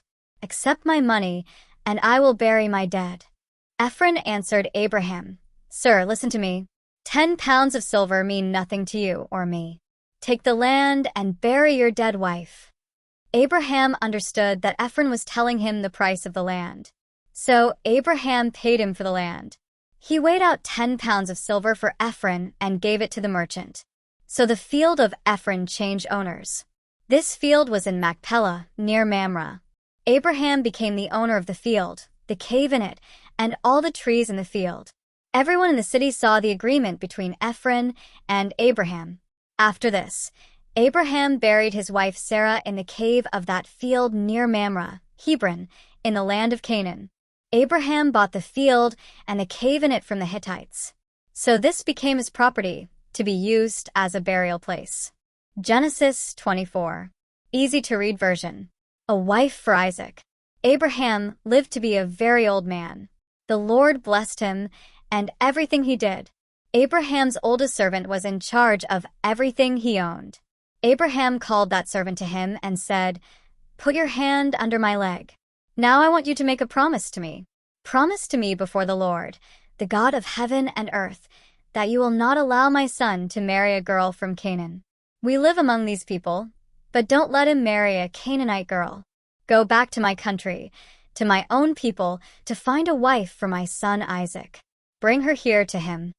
The servant said to him, "Maybe this woman will not want to come back with me to this land. If that happens, should I take your son with me to your homeland?" Abraham said to him, "No, don't take my son to that place. The Lord, the God of heaven, brought me from my homeland to this place. That place was the home of my father and the home of my family, but he promised that this new land would belong to my family. May he send his angel before you, so that you can choose a wife for my son. If the girl refuses to come with you, you will be free from this promise. But you must not take my son back to that place." So the servant put his hand under his master's leg and made the promise. The search begins. The servant took 10 of Abraham's camels and left that place. The servant carried with him many different kinds of beautiful gifts. He went to Mesopotamia, to Nahor city. In the evening, when the women come out to get water, he went to the water well outside the city. He made the camels kneel down at the well. The servant said, "Lord, you are the God of my master Abraham. Please show your kindness to my master by helping me find a wife for his son Isaac. Here I am, standing by this well of water, and the young women from the city are coming out to get water. I will say to one of them, 'Please put your jar down so that I can drink.' Let her answer show whether she is the one you have chosen for your servant Isaac. If she says, 'Drink, and I will also give water to your camels,' I will know that she is the right one. It will be proof that you have shown kindness to my master. A wife is found. Before the servant finished praying, a young woman named Rebecca came to the well. She was the daughter of Bethuel. Bethuel was the son of Milcah and Nahor, Abraham's brother. Rebecca came to the well with her water jar on her shoulder. She was very pretty. She was a virgin. No man had ever had sexual relations with her. She went down to the well and filled her jar. Then the servant ran to her and said, "Please give me a little water to drink from your jar." Rebecca quickly lowered the jar from her shoulder and gave him a drink. She said, "Drink this, sir." As soon as she finished giving him something to drink, Rebecca said, "I will also pour some water for your camels." So Rebecca quickly poured all the water from her jar into the drinking trough for the camels. Then she ran to the well to get more water, and she gave water to all the camels. The servant quietly watched her. He wanted to be sure that the Lord had given him an answer and had made his trip successful. After the camels finished drinking, he gave Rebecca a gold ring that weighed 1/4 ounce. He also gave her 2 gold arm bracelets that weighed 2 ounces each. The servant asked, "Who is your father? And is there a place in your father's house for me and my men to sleep?" Rebecca answered, "My father is Bethuel, the son of Milcah and Nahor." Then she said, "Yes, we have straw and other food for your camels and a place for you to sleep." The servant bowed and worshipped the Lord. He said, "Praise be to the Lord, the God of my master Abraham. The Lord has been kind and loyal to him by leading me to his own people." Then Rebecca ran and told her family about all these things. She had a brother named Laban. She told him what the man had said to her. Laban was listening to her, and when he saw the ring and the bracelets on his sister's arms, he ran out to the well. There the man was, standing by the camels at the well. Laban said, "Sir, you are welcome to come in. You don't have to stand outside here. I have prepared a room for you to sleep in and a place for your camels." So Abraham's servant went into the house. Laban unloaded his camels and gave them straw and feed. Then he gave Abraham's servant water so that he and the men with him could wash their feet. Laban then gave him food to eat, but the servant refused to eat. He said, "I will not eat until I have told you why I came." So Laban said, "Then tell us." Bargaining for Rebecca. The servant said, "I am Abraham's servant. The Lord has greatly blessed my master in everything. My master has become a great man. The Lord has given him many flocks of sheep and herds of cattle. He has much silver and gold and many servants. He has many camels and donkeys. Sarah was my master's wife. When she was very old, she gave birth to a son, and my master has given everything he owns to that son. My master forced me to make a promise to him. He said to me, 'You must not allow my son to marry a girl from Canaan. We live among these people, but I don't want him to marry one of the Canaanite girls. So you must promise to go to my father's country, go to my family, and choose a wife for my son.' I said to my master, 'Maybe the woman will not come back to this place with me.' But my master said to me, 'I serve the Lord, and he will send his angel with you and help you. You will find a wife for my son among my people there. But if you go to my father's country, and they refuse to give you a wife for my son, you will be free from this promise.' Today I came to this well and said, 'Lord, God of my master Abraham, please make my trip successful. I will stand by this well and wait for a young woman to come to get water. Then I will say, "Please give me water from your jar to drink." The right woman will answer in a special way. She will say, "Drink this water, and I will also get water for your camels." That way I will know that she is the one the Lord has chosen for my master's son." Before I finished praying, Rebecca came out to the well to get water. She had her water jar on her shoulder as she went to get water from the well. I asked her to give me some water. She quickly lowered the jar from her shoulder and poured me some water. Then she said, "Drink this, and I'll get some water for your camels."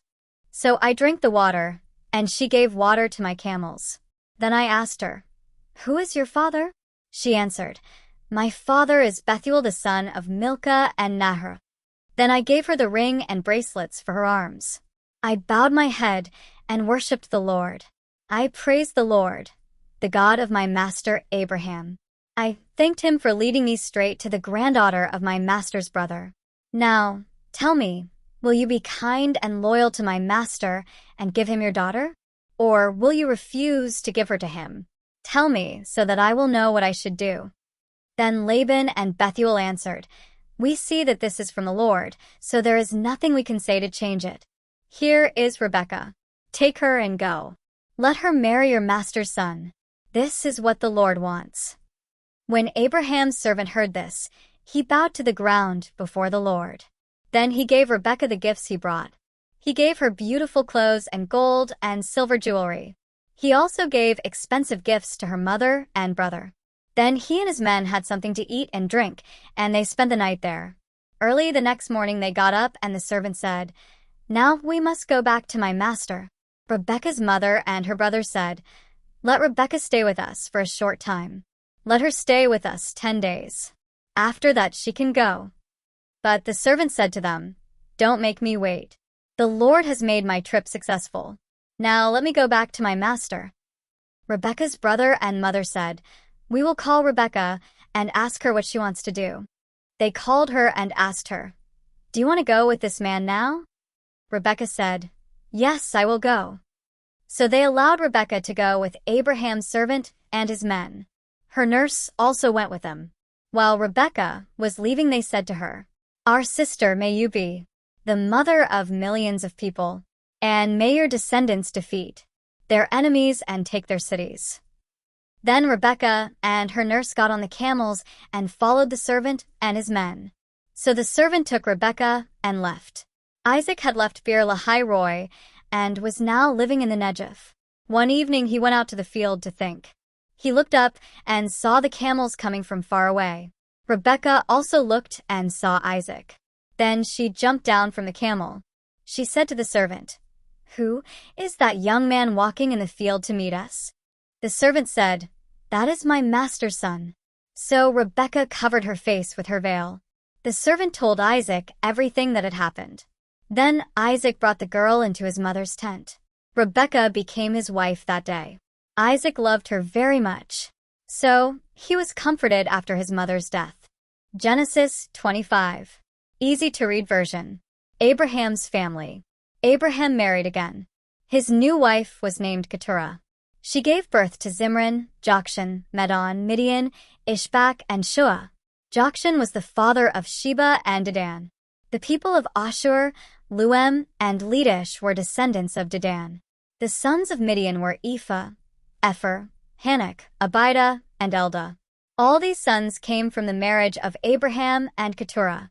Before Abraham died, he gave some gifts to his sons who were from his slave women. He sent them to the east, away from Isaac. Then Abraham gave everything he owned to Isaac. Abraham lived to be 175 years old. Then he grew weak and died. He had lived a long and satisfying life. He died and went to be with his people. His sons Isaac and Ishmael buried him in the cave of Machpelah. This cave is in the field of Ephron, the son of Zohar. It was east of Mamre. This is the same cave that Abraham bought from the Hittites. He was buried there with his wife Sarah. After Abraham died, God blessed Isaac. Isaac was living at Beer Lahai Roi. This is the list of Ishmael's family. Ishmael was Abraham and Hagar's son. Hagar was Sarah's Egyptian maid. These are the names of Ishmael's sons. The first son was Nebaioth. Then Kedar was born. Then Adbeel, Mibsam, Mishma, Dumah, Massa, Hadad, Tema, Jetur, Naphish, and Kedemah. These were the names of Ishmael's sons. Each son had his own camp that became a small town. The 12 sons were leaders over their own people. Ishmael lived to be 137 years old. Then he died and went to be with his people. His descendants settled throughout the desert area from Havilah to Shur. This area begins near Egypt and goes toward Assyria. Ishmael's people were often at war with the other descendants of Abraham. Isaac's family. This is the story of Isaac. Abraham had a son named Isaac. When Isaac was 40 years old, he married Rebekah. Rebekah was from Paddan Aram. She was Bethuel's daughter and the sister of Laban the Aramean. Isaac's wife could not have children. So Isaac prayed to the Lord for her. The Lord heard Isaac's prayer, and he allowed Rebekah to become pregnant. While Rebekah was pregnant, the babies inside her struggled with one another. She prayed to the Lord and said, "What is happening to me?" The Lord said to her, "The leaders of 2 nations are in your body. 2 nations will come from you, and they will be divided. One of them will be stronger, and the older will serve the younger." When the right time came, Rebekah gave birth to twins. The first baby was red. His skin was like a hairy robe, so he was named Esau. When the second baby was born, he was holding tightly to Esau's heel, so that baby was named Jacob. Isaac was 60 years old when Jacob and Esau were born. The boys grew up. Esau became a skilled hunter who loved to be out in the fields, but Jacob was a quiet man who stayed at home. Isaac loved Esau. He liked to eat the animals Esau killed. But Rebekah loved Jacob. One day Esau came back from hunting. He was tired and weak from hunger. Jacob was boiling a pot of beans. So Esau said to Jacob, "I am weak with hunger. Let me have some of that red soup. That is why people call him Red." But Jacob said, "You must sell me your rights as the firstborn son." Esau said, "I am almost dead with hunger, so what good are these rights to me now?" But Jacob said, "First, promise me that you will give them to me." So Esau made an oath to him and sold his rights as the firstborn son to Jacob. Then Jacob gave Esau bread and lentil soup. Esau ate the food, had something to drink, and then left. So Esau showed that he did not care about his rights as the firstborn son. Genesis 26. Easy to read version. Isaac lies to Abimelech. Now there was a famine. This was like the famine that happened during Abraham's life. So Isaac went to the town of Gerar, to King Abimelech of the Philistines. The Lord spoke to Isaac and said, "Don't go down to Egypt. Live in the land that I commanded you to live in. Stay in this land, and I will be with you. I will bless you. I will give you and your family all these lands. I will do what I promised to Abraham your father. I will make your family as many as the stars of heaven, and I will give all these lands to your family. Through your descendants, every nation on earth will be blessed. I will do this because your father Abraham obeyed my words and did what I said. He obeyed my commands, my laws, and my rules." So Isaac settled in Gerar. His wife Rebekah was very beautiful. The men of that place asked Isaac about Rebekah. He said, "She is my sister." He was afraid to tell them Rebekah was his wife. He was afraid the men would kill him so that they could have her. After Isaac had lived there a long time, Abimelech looked out of his window and saw Isaac and his wife enjoying one another. Abimelech called for Isaac and said, "This woman is your wife. Why did you tell us that she was your sister?" Isaac said to him, "I was afraid that you would kill me so that you could have her." Abimelech said, "You have done a bad thing to us. One of our men might have had sex with your wife. Then he would be guilty of a great sin." So Abimelech gave a warning to all the people. He said, "No one must hurt this man or this woman. If anyone hurts them, they will be killed." Isaac becomes rich. Isaac planted fields in that place, and that year he gathered a great harvest. The Lord blessed him very much. Isaac became rich. He gathered more and more wealth until he became a very rich man. He had many flocks and herds of animals. He also had many slaves. All the Philistines were jealous of him, so they destroyed all the wells that Isaac's father Abraham and his servants had dug many years before. They filled them with sand. Abimelech said to Isaac, "Leave our country. You have become much more powerful than we are." So Isaac left that place and camped near the little river of Gerar. He stayed there and lived. Long before this time, Abraham had dug many wells. After he died, the Philistines filled the wells with sand. So Isaac went back and dug those wells again. He gave them the same names his father had given them. Isaac's servants also dug a well near the little river and found fresh water. But the men who herded sheep in the valley of Gerar argued with Isaac's servants. They said, "This water is ours." So Isaac named that well Ezek. He gave it that name because it was the place where they had argued with him. Then Isaac's servants dug another well, but there was an argument over this well too. So Isaac named that well Sitnah. Isaac moved from there and dug another well. No one came to argue about this well. So Isaac named it Rehoboth. He said, "Now the Lord has found a place for us. We will grow and be successful in this place." From there Isaac went to Beersheba. The Lord spoke to him that night and said, "I am the God of your father Abraham. Don't be afraid. I am with you, and I will bless you. I will make your family great. I will do this because of my servant Abraham." So Isaac built an altar and worshipped the Lord in that place. He set up camp there, and his servants dug a well. Abimelech came from Gerar to see Isaac. He brought with him Ahuzzath, his advisor, and Phicol, the commander of his army. Isaac asked, "Why have you come to see me? You were not friendly to me before. You even forced me to leave your country." They answered, "Now we know that the Lord is with you. We think that we should make an agreement. We want you to make a promise to us. We did not hurt you. Now you should promise not to hurt us. We sent you away, but we sent you away in peace. Now it is clear that the Lord has blessed you." So Isaac gave a party for them. They all ate and drank. Early the next morning each man made a promise and a vow. Then the men left in peace. On that day Isaac's servants came and told him about the well they had dug. The servants said, "We found water in that well." So Isaac named it Sheba, and that city is still called Beersheba. Esau's wives. When Esau was 40 years old, he married 2 Hittite women. One was Judith, the daughter of Beeri. The other was Basemath, the daughter of Elon. These marriages made Isaac and Rebekah very unhappy. Genesis 27. Easy to read version. Jacob tricks Isaac. Isaac grew old, and his eyes became so weak that he could not see clearly. One day he called his older son Esau to him and said, "Son." Esau answered, "Here I am." Isaac said, "I am old. Maybe I will die soon. So take your bow and arrows and go hunting. Kill an animal for me to eat.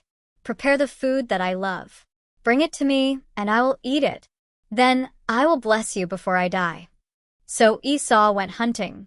Rebekah was listening when Isaac told this to his son Esau.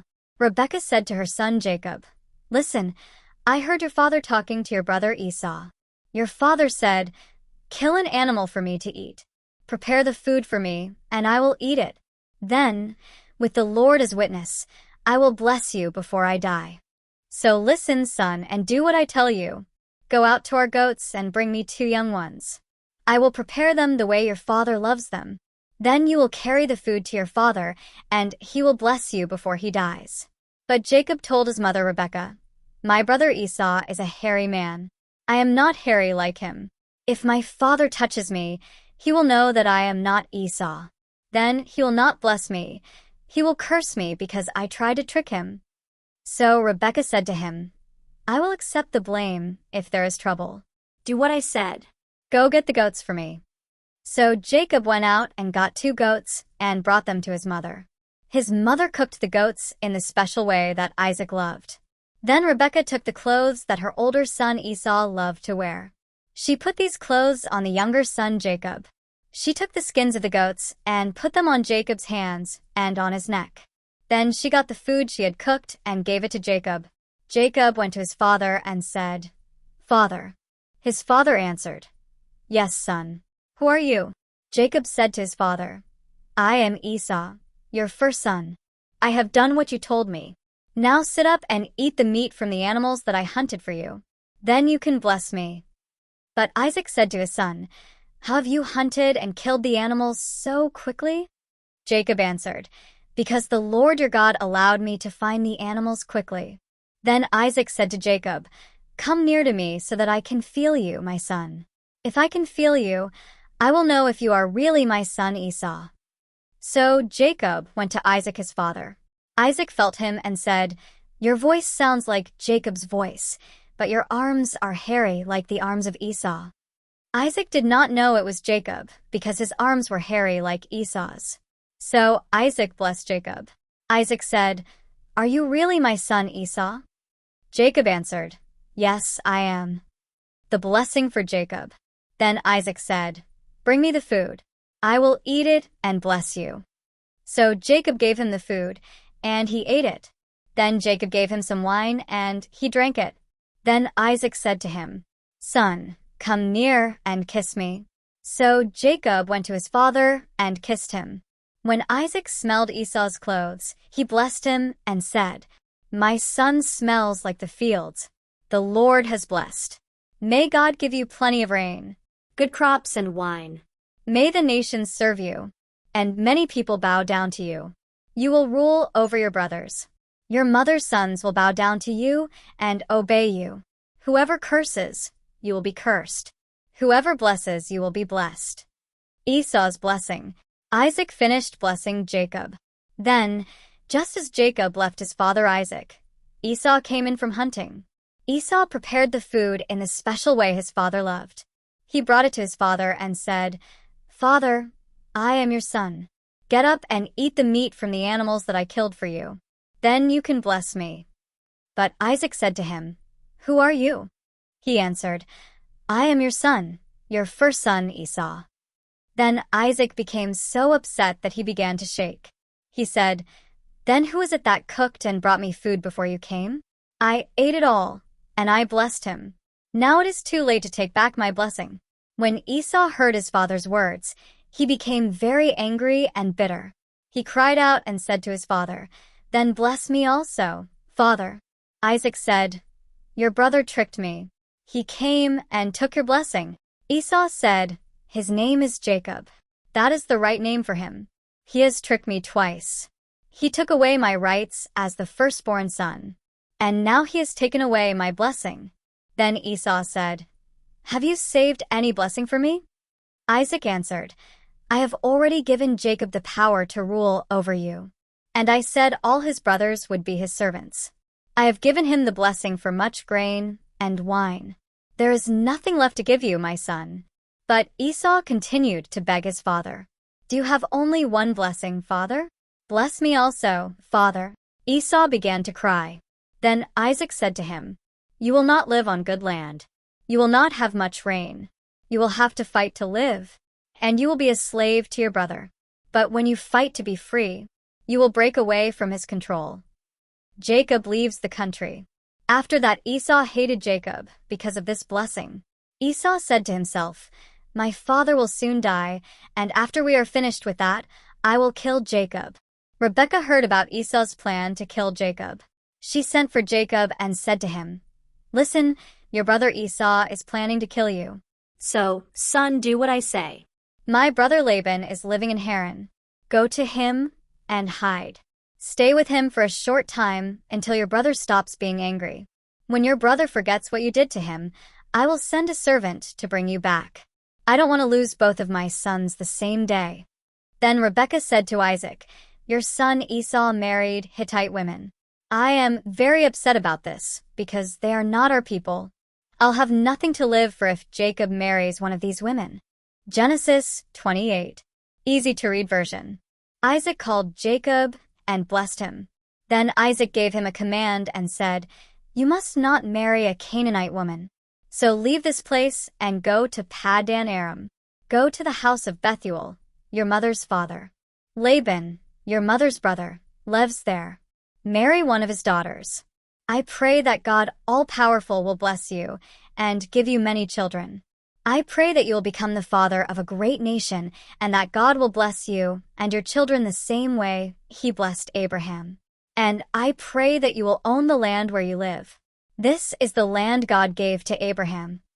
So Isaac sent Jacob to Rebekah's brother in Paddan Aram. Jacob went to Laban, son of Bethuel the Aramean. Laban was the brother of Rebekah, the mother of Jacob and Esau. Esau learned that his father Isaac blessed Jacob and sent him away to Paddan Aram to find a wife there. He also learned that Isaac commanded Jacob not to marry a Canaanite woman. Esau learned that Jacob obeyed his father and his mother and went to Paddan Aram. Esau saw from this that his father did not want his sons to marry Canaanite women. Esau already had 2 wives, but he went to Abraham's son Ishmael and married another woman, Mahalath, the daughter of Ishmael. Mahalath was Nebaioth's sister. Jacob's dream at Bethel. Jacob left Beersheba and went to Haran. The sun had already set when he came to a good place to spend the night. He took a rock there and laid his head on it to sleep. Jacob had a dream. He dreamed there was a ladder that was on the ground and reached up into heaven. He saw the angels of God going up and down the ladder. And then Jacob saw the Lord standing by the ladder. He said, "I am the Lord, the God of your grandfather Abraham. I am the God of Isaac. I will give you the land that you are lying on now. I will give this land to you and to your children. You will have as many descendants as there are particles of dust on the earth. They will spread east and west, north and south. All the families on earth will be blessed because of you and your descendants. I am with you, and I will protect you everywhere you go. I will bring you back to this land. I will not leave you until I have done what I have promised." Then Jacob woke up and said, "I know that the Lord is in this place, but I did not know he was here until I slept." Jacob was afraid and said, "This is a very great place. This is the house of God. This is the gate to heaven." Jacob got up very early in the morning. He took the rock he had slept on and set it up on its edge. Then he poured oil on the rock. In this way he made it a memorial to God. The name of that place was Luz, but Jacob named it Bethel. Then Jacob made a promise. He said, "If God will be with me, and if he will protect me on this trip, and if he gives me food to eat and clothes to wear, and if I return in peace to my father's house, if he does all these things, then the Lord will be my God. I am setting the stone up as a memorial stone. It will show that this is a holy place for God, and I will give God 1/10 of all he gives me." Genesis 29. Easy to read version. Jacob meets Rachel. Then Jacob continued his trip. He went to the country in the east. He looked and saw a well in the field. There were 3 flocks of sheep lying near the well, where the sheep drank water. There was a large rock covering the mouth of the well. When all the flocks were gathered there, the shepherds would roll the rock away from the well. Then all the sheep could drink from the water. After the sheep were full, the shepherds would put the rock back in its place. Jacob said to the shepherds there, "Brothers, where are you from?" They answered, "We are from Haran." Then Jacob said, "Do you know Laban, the son of Nahor?" The shepherds answered, "We know him." Then Jacob said, "How is he?" They answered, "He is well. Look, that is his daughter Rachel coming now with his sheep." Jacob said, "Look, it is still day and long before the sun sets. It is not yet time for the animals to be gathered together for the night. So give them water and let them go back into the field." But they said, "We cannot do that until all the flocks are gathered together.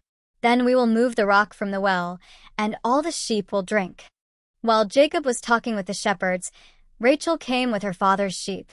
It was her job to take care of the sheep. Rachel was Laban's daughter. Laban was the brother of Rebekah, Jacob's mother. When Jacob saw Rachel, he went and moved the rock and gave water to the sheep. Then Jacob kissed Rachel and cried. He told her that he was from her father's family. He told her that he was the son of Rebekah. So Rachel ran home and told her father. When Laban heard the news about his sister's son Jacob, he ran to meet him. Laban hugged him and kissed him and brought him to his house. Jacob told Laban everything that had happened. Then Laban said, "This is wonderful. You are from my own family." So Jacob stayed with Laban for a month. Laban tricks Jacob. One day Laban said to Jacob, "You are a relative of mine. It is not right for you to continue working for me without pay. What should I pay you?" Now Laban had 2 daughters. The older was Leah and the younger was Rachel.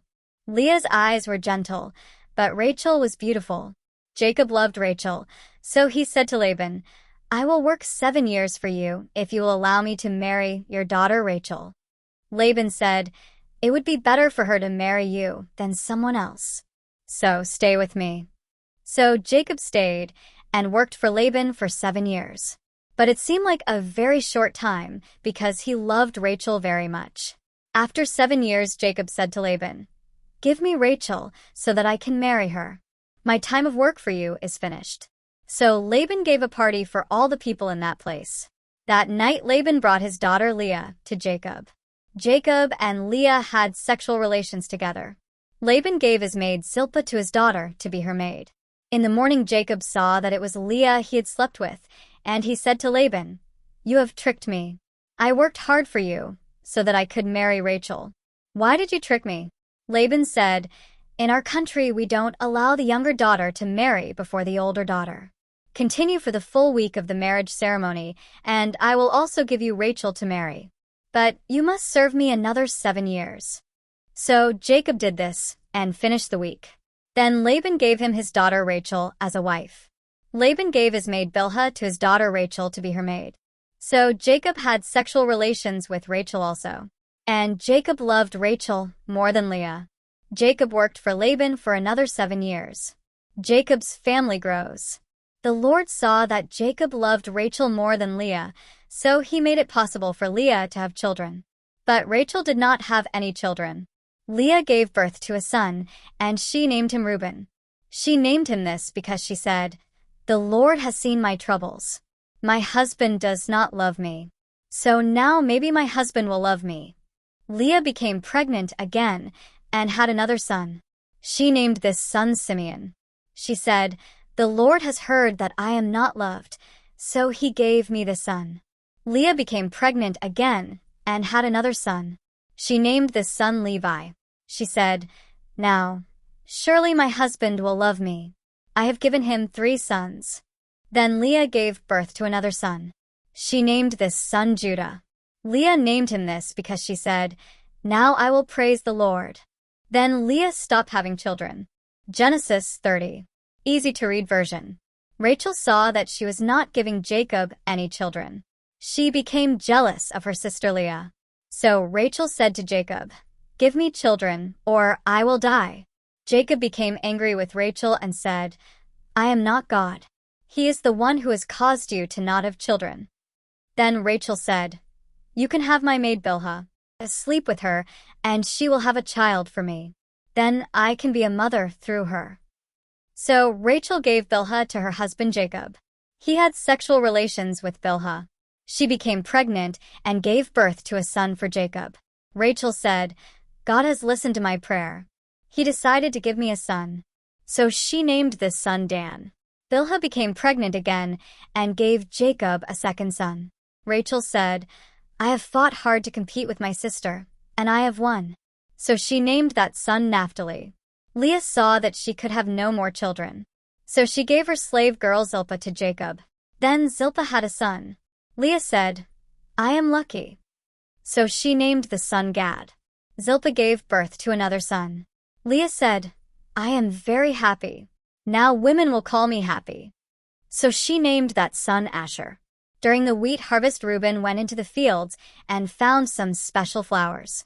He brought them to his mother Leah. But Rachel said to Leah, "Please give me some of your son's flowers." Leah answered, "You have already taken away my husband. Now you are trying to take away my son's flowers." But Rachel answered, "If you will give me your son's flowers, you can sleep with Jacob tonight." Jacob came in from the fields that night. Leah saw him and went out to meet him. She said, "You will sleep with me tonight. I have paid for you with my son's flowers." So Jacob slept with Leah that night. Then God allowed Leah to become pregnant again. She gave birth to a 5th son. She said, "God has given me a reward because I gave my slave to my husband." So she named her son Issachar. Leah became pregnant again and gave birth to a 6th son. She said, "God has given me a fine gift. Now surely Jacob will accept me, because I have given him 6 sons." So she named this son Zebulun. Later, Leah gave birth to a daughter. She named her Dinah. Then God heard Rachel's prayer and made it possible for Rachel to have children. She became pregnant and gave birth to a son. She said, "God has taken away my shame." Rachel named the son Joseph, saying, "May the Lord give me another son." Jacob tricks Laban. After the birth of Joseph, Jacob said to Laban. "Now, let me go back to my own homeland. Give me my wives and my children. I have earned them by working for you. You know that I served you well." Laban said to him, "Please let me say something. I know that the Lord has blessed me because of you. Tell me what I should pay you, and I will give it to you." Jacob answered, "You know that I have worked hard for you. Your flocks have grown and been well while I cared for them. When I came, you had little. Now you have much, much more. Every time I did something for you, the Lord blessed you. Now it is time for me to work for myself. It is time to do things for my family." Laban asked, "Then what should I give you?" Jacob answered, "I don't want you to give me anything. I only want you to let me do this one thing. I will go back and take care of your sheep. But let me go through all your flocks today and take every lamb with spots or stripes. Let me take every black young goat and every female goat with stripes or spots. That will be my pay. In the future you can easily see if I am honest. You can come to look at my flocks. If I have any goat that isn't spotted or any sheep that isn't black, you will know that I stole it." Laban answered, "I agree to that. We will do what you ask." But that day Laban hid all the male goats that had spots, and he hid all the female goats that had spots on them. He also hid all the black sheep. Laban told his sons to watch these sheep. So the sons took all the spotted animals and led them to another place. They traveled for 3 days. Jacob stayed and took care of all the animals that were left. Then Jacob cut green branches from poplar and almond trees. He stripped off some of the bark so that the branches had white stripes on them. He put the branches in front of the flocks at the watering places. When the animals came to drink, they also mated in that place. Then when the goats mated in front of the branches, the young that were born were spotted, striped, or black. Jacob separated the spotted and the black animals from the other animals in the flock. He kept his animals separate from Laban's. Any time the stronger animals in the flock were mating, Jacob put the branches before their eyes. The animals mated near those branches. But when the weaker animals mated, Jacob did not put the branches there. So the young animals born from the weak animals were Laban's, and the young animals born from the stronger animals were Jacob's. In this way Jacob became very rich. He had large flocks, many servants, camels, and donkeys. Genesis 31. Easy to read version. Time to leave. Jacob runs away. One day Jacob heard Laban's sons talking. They said, "Jacob has taken everything that our father owned. He has become rich, and he has taken all this wealth from our father." Then Jacob noticed that Laban was not as friendly as he had been in the past. The Lord said to Jacob, "Go back to your own land where your ancestors lived. I will be with you." So Jacob told Rachel and Leah to meet him in the field where he kept his flocks of sheep and goats.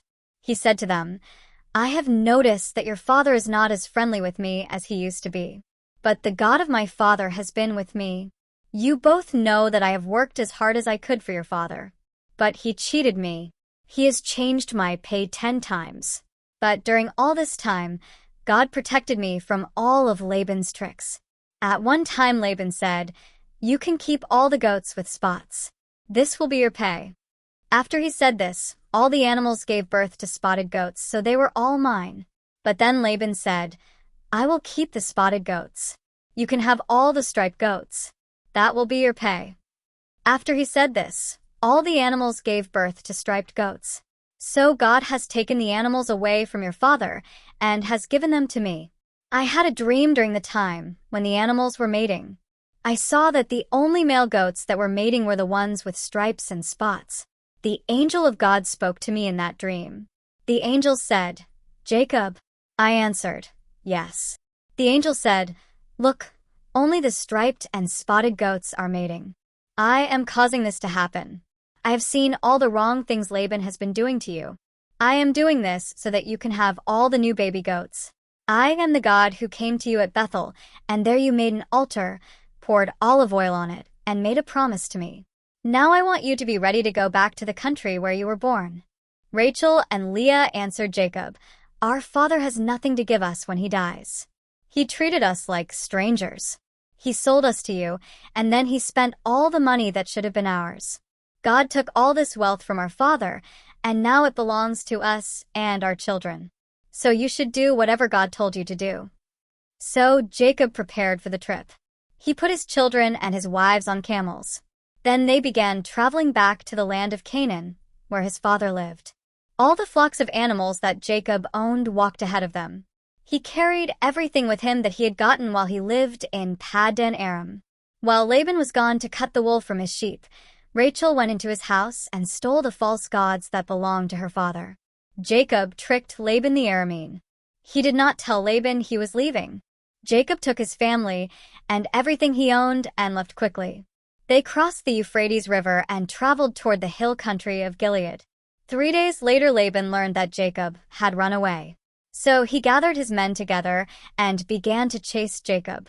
After 7 days, Laban found Jacob near the hill country of Gilead. That night God came to Laban in a dream and said, Be careful of every word you say to Jacob.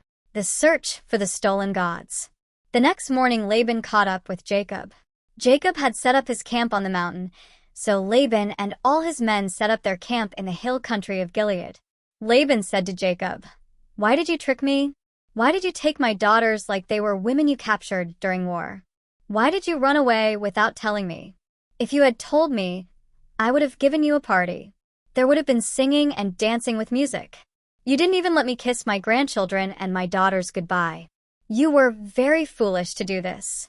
I have the power to really hurt you. But last night the God of your father came to me in a dream. He warned me not to hurt you in any way. I know that you want to go back to your home. That is why you left. But why did you steal the gods from my house?" Jacob answered, "I left without telling you because I was afraid. I thought you would take your daughters away from me. But I did not steal your gods. If you find anyone here with me who has taken your gods, they will be killed.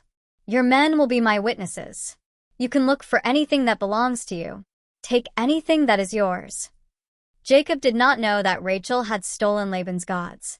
So Laban went and looked through Jacob's camp. He looked in Jacob's tent, and then in Leah's tent. Then he looked in the tent where the 2 slave women stayed, but he did not find the gods from his house. Then he went into Rachel's tent. Rachel had hidden the gods inside her camel's saddle, and she was sitting on them. Laban looked through the whole tent, but he did not find the gods. And Rachel said to her father, "Father, don't be angry with me. I am not able to stand up before you. I am having my monthly time of bleeding." So Laban looked through the camp, but he did not find the gods from his house. Then Jacob became very angry and said, "What wrong have I done? What law have I broken? What right do you have to chase me and stop me? You looked through everything I own and found nothing that belongs to you. If you found something, show it to me. Put it here where our men can see it. Let our men decide which one of us is right. I have worked 20 years for you. During all that time, none of the baby sheep and goats died during birth. And I have not eaten any of the rams from your flocks. Any time a sheep was killed by wild animals, I always paid for the loss myself. I did not take the dead animal to you and say that it was not my fault, but I was robbed day and night. In the daytime the sun took away my strength, and at night sleep was taken from my eyes by the cold. I worked 20 years like a slave for you. For the first 14 years, I worked to win your 2 daughters. The last 6 years, I worked to earn your animals. And during that time you changed my pay 10 times. But the God of my ancestors, the God of Abraham and the fear of Isaac, was with me. If God had not been with me, you would have sent me away with nothing. But he saw the trouble that I had and the work that I did, and last night God proved that I am right." Jacob and Laban's treaty. Laban said to Jacob, "These women are my daughters. These children belong to me, and these animals are mine. Everything you see here belongs to me, but I can do nothing to keep my daughters and their children. So I am ready to make an agreement with you. We will set up a pile of stones to show that we have an agreement." So Jacob found a large rock and put it there to show that he had made an agreement. He told his men to find some more rocks and to make a pile of rocks. Then they ate beside the pile of rocks. Laban named that place Yegar Sahadutha, but Jacob named that place Galeed. Laban said to Jacob, This pile of rocks will help us both remember our agreement. That is why Jacob called the place Scaled. Then Laban said, "Let the Lord watch over us while we are separated from each other." So that place was also named Mizpah. Then Laban said, "If you hurt my daughters, remember that God will punish you. If you marry other women, remember that God is watching. Here are the rocks that I have put between us, and here is the special rock to show that we made an agreement. This pile of rocks and this one special rock both help us to remember our agreement. I will never go past these rocks to fight against you, and you must never go on my side of these rocks to fight against me. May the God of Abraham, the God of Nahor, and the God of their ancestors judge us guilty if we break this agreement." Jacob's father, Isaac, called God Fear. So Jacob used that name to make the promise. Then Jacob killed an animal and offered it as a sacrifice on the mountain. And he invited his men to come and share a meal. After they finished eating, they spent the night on the mountain. Early the next morning, Laban kissed his grandchildren and his daughters goodbye. He blessed them and went back home. Genesis 32. Easy to read version. Jacob prepares to meet Esau. Jacob also left that place. While he was traveling, he saw God's angels. When he saw them, he said, "This is God's camp." So Jacob named that place Mahanaim. Jacob's brother Esau was living in the area called Seir in the hill country of Edom. Jacob sent messengers to Esau. He told them, "Tell this to my master Esau.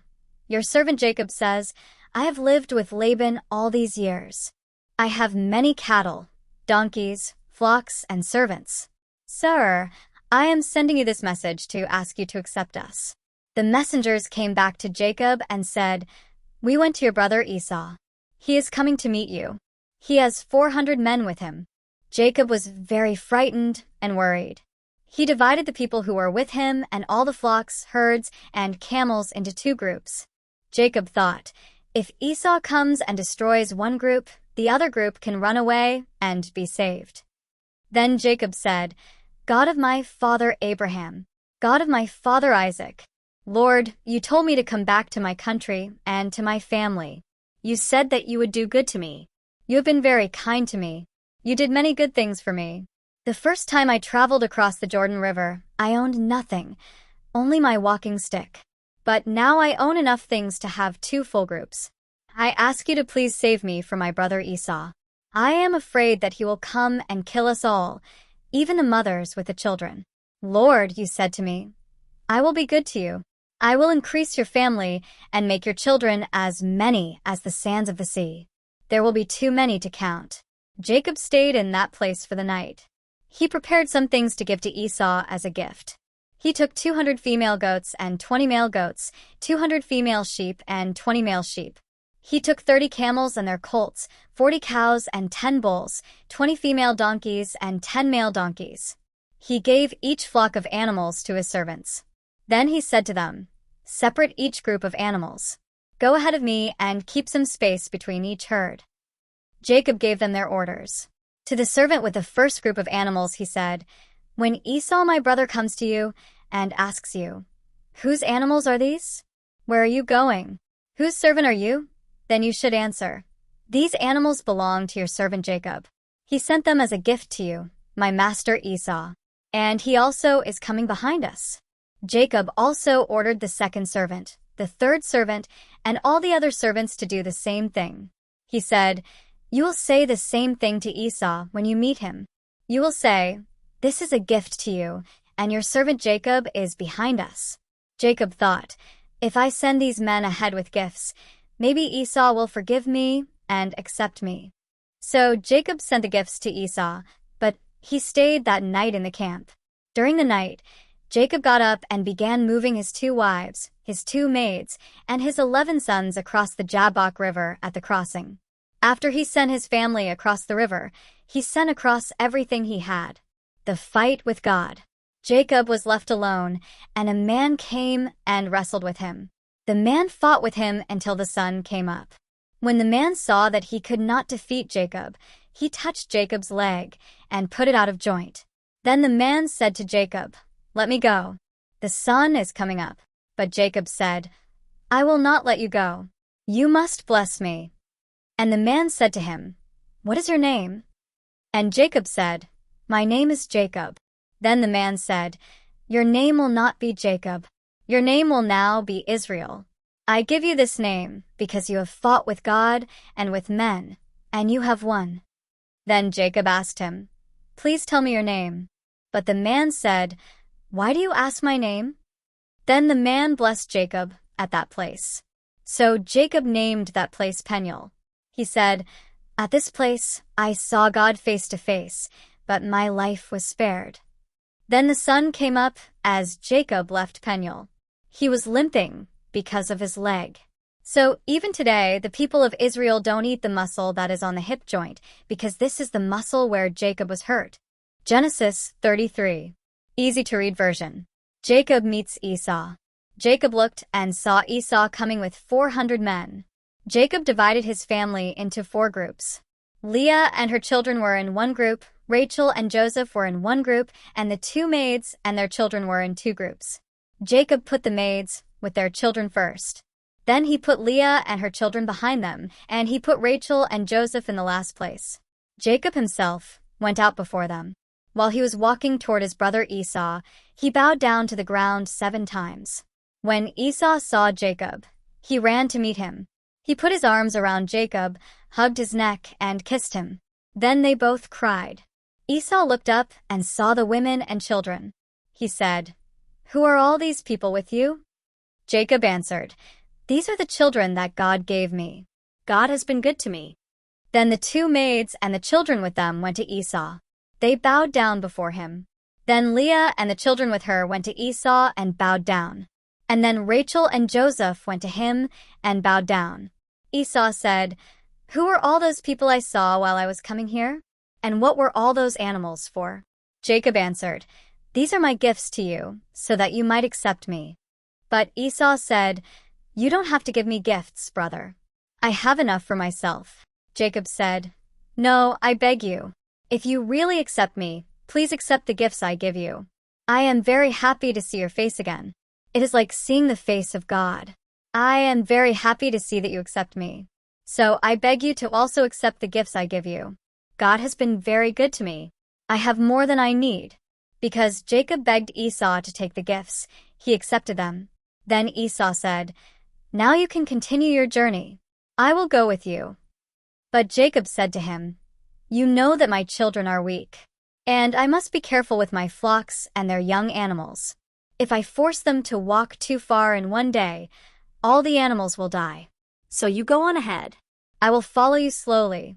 I will go slowly enough for the cattle and other animals to be safe, and so that my children will not get too tired. I will meet you in Seir." So Esau said, "Then I will leave some of my men to help you."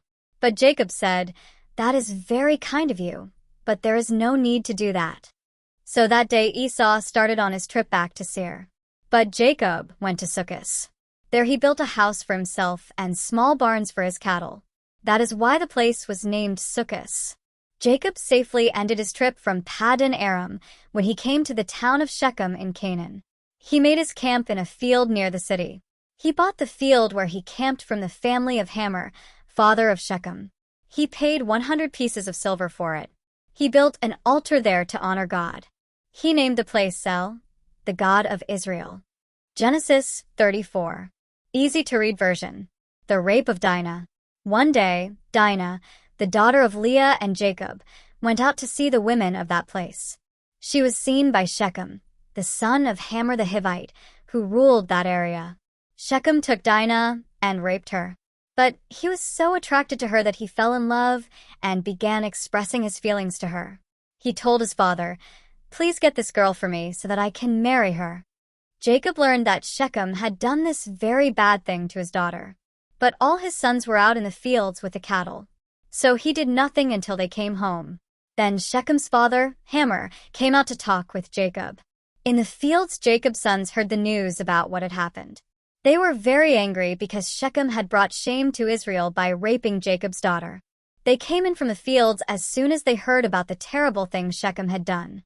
But Hamor talked to Dinah's brothers and said, "My son Shechem wants Dinah very much. Please let him marry her. This marriage will show we have a special agreement. Then our men can marry your women, and your men can marry our women. You can live in the same land with us. You will be free to own the land and to trade here." Shechem also talked to Jacob and to Dinah's brothers and said, "Please accept me. I will do anything you ask me to do. I will give you any gift you want if you will only allow me to marry Dinah. I will give you anything you ask, but let me marry her."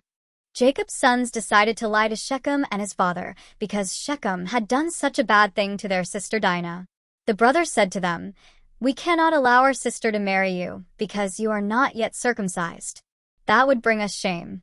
But we will allow you to marry her if you do this one thing. Every man in your town must be circumcised like us. Then your men can marry our women, and our men can marry your women. Then we will become one people. If you refuse to be circumcised, we will take Dinah away." This agreement made Hamor and Shechem very happy. Shechem was very happy to do what Dinah's brothers asked. Shechem was the most honored man in his family. Hamor and Shechem went to the meeting place of their city. They spoke to the men of the city and said, "These people want to be friends with us. We want to let them live in our land and be at peace with us. We have enough land for all of us. We are free to marry their women, and we are happy to give them our women to marry. But there is one thing that all our men must agree to do. They must agree to be circumcised as they are. If we do this, we will become rich from all their cattle and other animals. We should make this agreement with them so that they will stay here with us." All the men who heard this in the meeting place agreed with Hamor and Shechem, and every man was circumcised at that time. 3 days later, the men who were circumcised were still sore. 2 of Jacob's sons, Simeon and Levi, knew that the men would be weak at this time. So they went to the city and killed all the men there. Dinah's brothers, Simeon and Levi, killed Hamor and his son Shechem. Then they took Dinah out of Shechem's house and left. Jacob's sons went to the city and stole everything that was there because of what Shechem had done to their sister. So the brothers took all their animals, all their donkeys, and everything else in the city and in the fields. The brothers took everything those people owned. They even took their wives and children. But Jacob said to Simeon and Levi, "You have caused me a lot of trouble. All the people in this place will hate me. All the Canaanites and the Perizzites will turn against me. There are only a few of us. If the people in this place gather together to fight against us, I will be destroyed, and all our people will be destroyed with me." But the brothers said, "Should we let these people treat our sister like a prostitute? They were wrong to do that to our sister." Genesis 35. Easy to read version. Jacob in Bethel. God said to Jacob, "Go to the town of Bethel. That is where I appeared to you when you were running away from your brother Esau. Live there and make an altar to honor me as El, the God who appeared to you." So Jacob told his family and all the other people with him, "Destroy all these foreign gods that you have. Make yourselves pure. Put on clean clothes. We will leave here and go to Bethel. There I will build an altar to the God who has always helped me during times of trouble. He has been with me wherever I have gone." So the people gave Jacob all the foreign gods they had, and they gave him all the rings they were wearing in their ears. He buried everything under an oak tree near the town called Shechem. Then Jacob and his sons left that place. The people in the surrounding cities wanted to follow and kill them, but God filled them with such great fear that they did not go after them. So Jacob and his people went to Luz, which is now called Bethel. It is in the land of Canaan. Jacob built an altar there. He named the place El Bethel. Jacob chose this name because that is the place where God first appeared to him when he was running from his brother. Deborah, Rebekah's nurse, died there. They buried her under the oak tree at Bethel. They named that place Allon-Bacuth, Jacob's new name. When Jacob came back from Paddan Aram, God appeared to him again. God blessed Jacob and said to him, "Your name is Jacob, but I will change that name. You will no longer be called Jacob. Your new name will be Israel." So God named him Israel. God said to him, "I am God all-powerful, and I give you this blessing. Have many children and grow into a great nation. Other nations and other kings will come out of you. I gave Abraham and Isaac some special land. Now I give the land to you, and to all your people who will live after you." Then God left that place. Jacob set up a memorial stone there. He made the rock holy by pouring wine and oil on it. This was a special place because God spoke to Jacob there, and Jacob named the place Bethel. Rachel dies giving birth. Jacob and his group left Bethel. Before they came to Ephrath, Rachel began giving birth to her baby. She was having a lot of trouble with this birth. She was in great pain. When her nurse saw this, she said, "Don't be afraid, Rachel. You are giving birth to another son." Rachel died while giving birth to the son. Before dying, she named the boy Benoni. But Jacob called him Benjamin. Rachel was buried on the road to Ephrath, that is, Bethlehem. Jacob put a special rock on Rachel's grave to honor her. That special rock is still there today. Then Israel continued his journey. He camped just south of Eder Tower. Israel stayed there for a short time. While he was there, Reuben slept with Israel's slave woman Bilhah. Israel heard about this, and he was very angry. The family of Israel, Jacob. These are the names of Jacob's 12 sons. His firstborn son was Reuben, whose mother was Leah. Jacob's other sons by Leah were Simeon, Levi, Judah, Issachar, and Zebulun.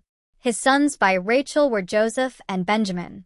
His sons by Bilhah, Rachel's maid, were Dan and Naphtali. His sons by Zilpah, Leah's maid, were Gad and Asher. These were Jacob's sons who were born in Paddan Aram. Jacob went to his father Isaac at Mamre in Kiriath Arba, Hebron. This is where Abraham and Isaac had lived. Isaac lived 180 years. Then Isaac became weak and died and went to be with his people. He had lived a long and full life. His sons Esau and Jacob buried him. Genesis 36. Easy to read version. Esau's family. This is the history of the family of Esau, Edom. Esau married women from the land of Canaan.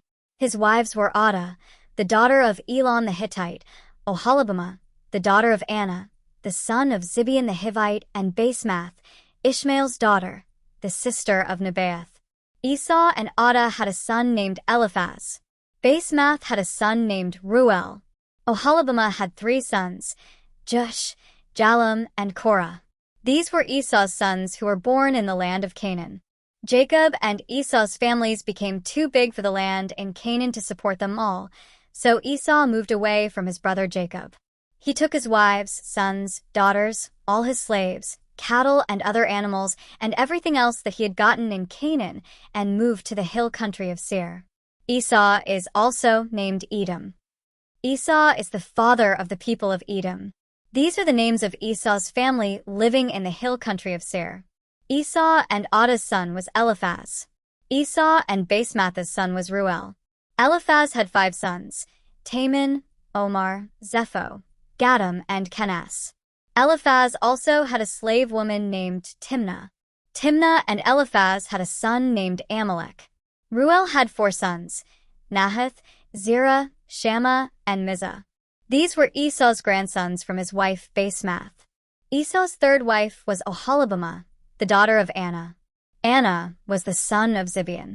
Esau and Oholibamah's children were Jush, Jalam, and Korah. These are the family groups that came from Esau.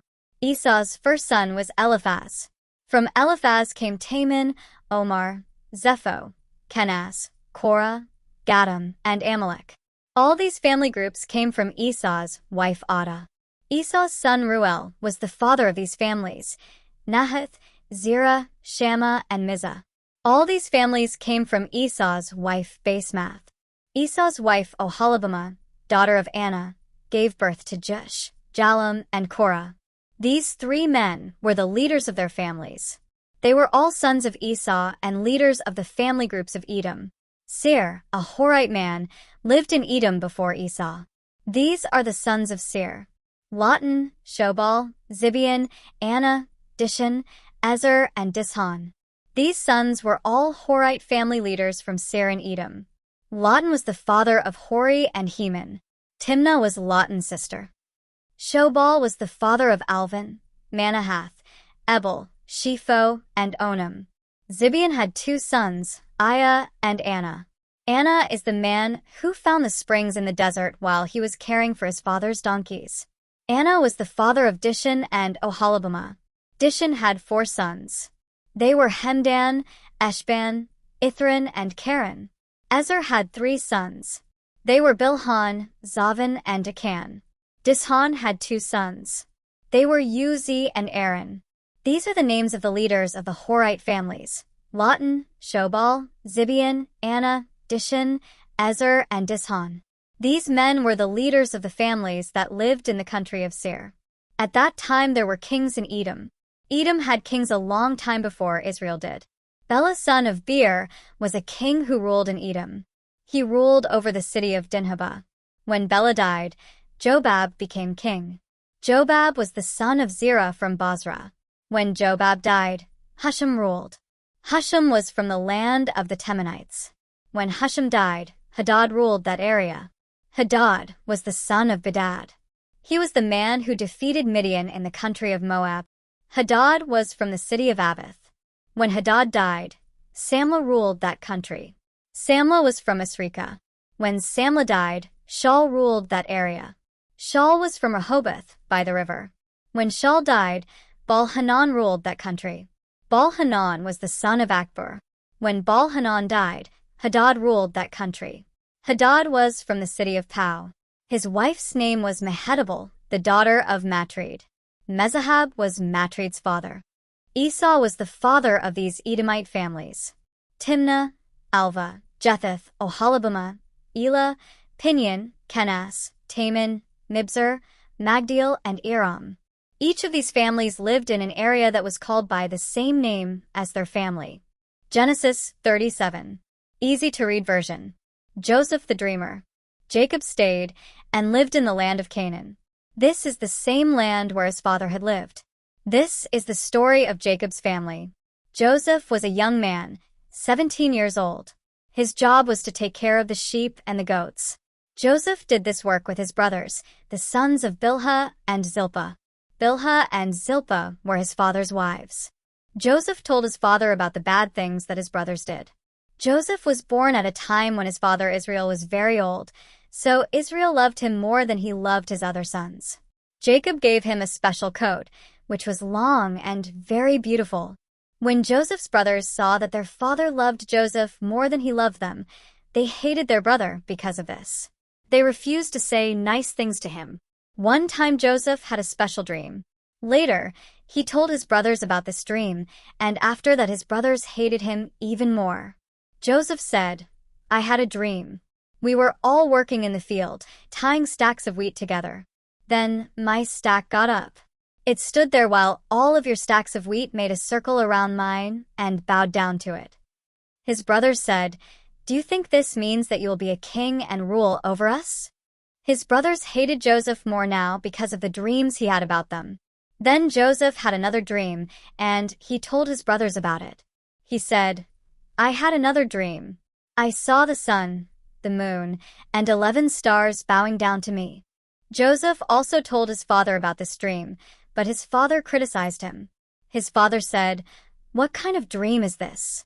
Do you believe that your mother, your brothers, and I will bow down to you?" Joseph's brothers continued to be jealous of him, but his father thought about all these things and wondered what they could mean.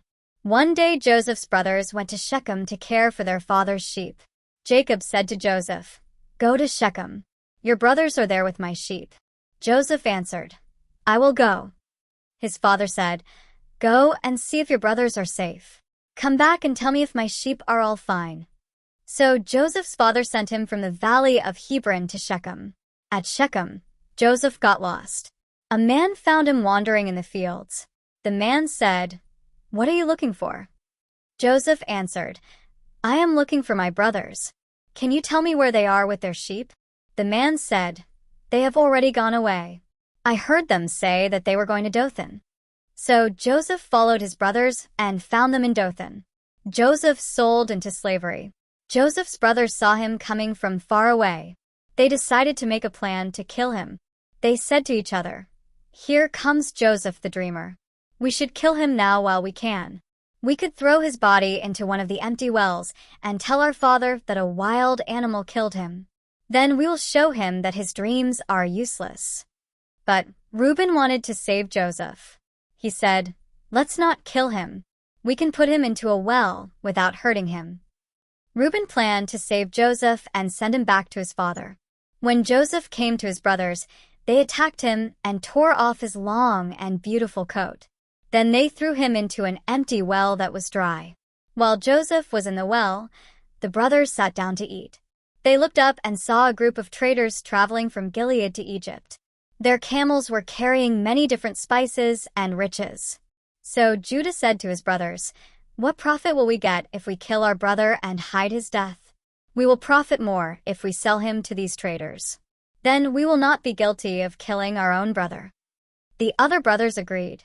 When the Midianite traders came by, the brothers took Joseph out of the well and sold him to the traders for 20 pieces of silver.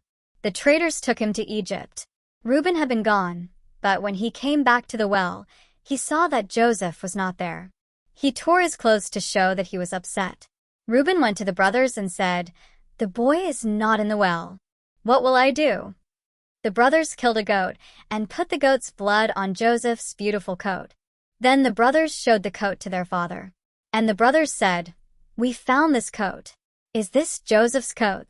His father saw the coat and knew that it was Joseph's. He said, "Yes, that is his. Maybe some wild animal has killed him. My son Joseph has been eaten by a wild animal." Jacob was so sorry about his son that he tore his clothes. Then Jacob put on special clothes to show that he was sad. He continued to be sad about his son for a long time. All of Jacob's sons and daughters tried to comfort him, but Jacob was never comforted.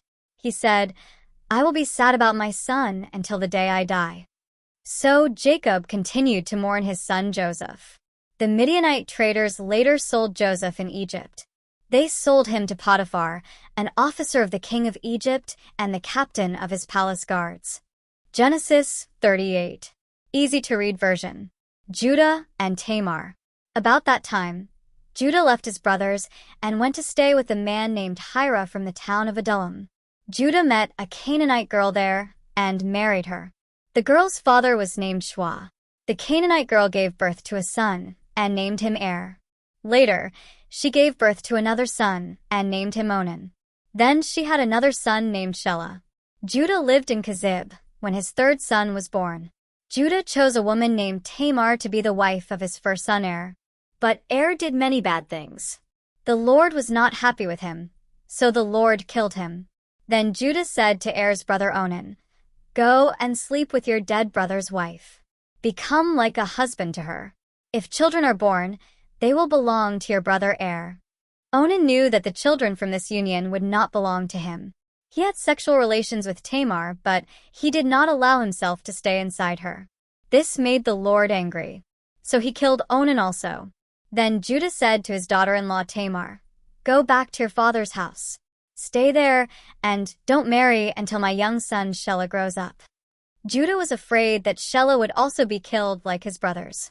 So Tamar went back to her father's home. Later, Judah's wife, the daughter of Shua, died. After Judah's time of sadness, he went to Timnah with his friend Hira from Adullam. Judah went to Timnah to have the wool cut from his sheep. Tamar learned that Judah, her father-in-law, was going to Timnah to cut the wool from his sheep. Tamar always wore clothes that showed that she was a widow. So she put on some different clothes and covered her face with a veil. Then she sat down near the road going to Enaim, a town near Timnah. Tamar knew that Judah's younger son Shelah was now grown up, but Judah would not make plans for her to marry him. Judah traveled on that road and saw her, but he thought that she was a prostitute. Her face was covered with a veil like a prostitute. So he went to her and said, "Let me have sex with you." Judah did not know that she was Tamar, his daughter-in-law. She said, "How much will you give me?" Judah answered, "I will send you a young goat from my flock." She answered, "I agree to that. But first you must give me something to keep until you send me the goat." Judah asked, "What do you want me to give you as proof that I will send you the goat?" Tamar answered, "Give me your seal and its string and your walking stick." Judah gave these things to her. Then Judah and Tamar had sexual relations, and she became pregnant. Then Tamar went home, took off her veil that covered her face, and again put on the special clothes that showed she was a widow. Later, Judah sent his friend Hira to a name to give the prostitute the goat he promised. Judah also told Hira to get the special seal and the walking stick from her, but Hira could not find her. He asked some of the men at the town of Enaim, "Where's the prostitute who is here by the road?"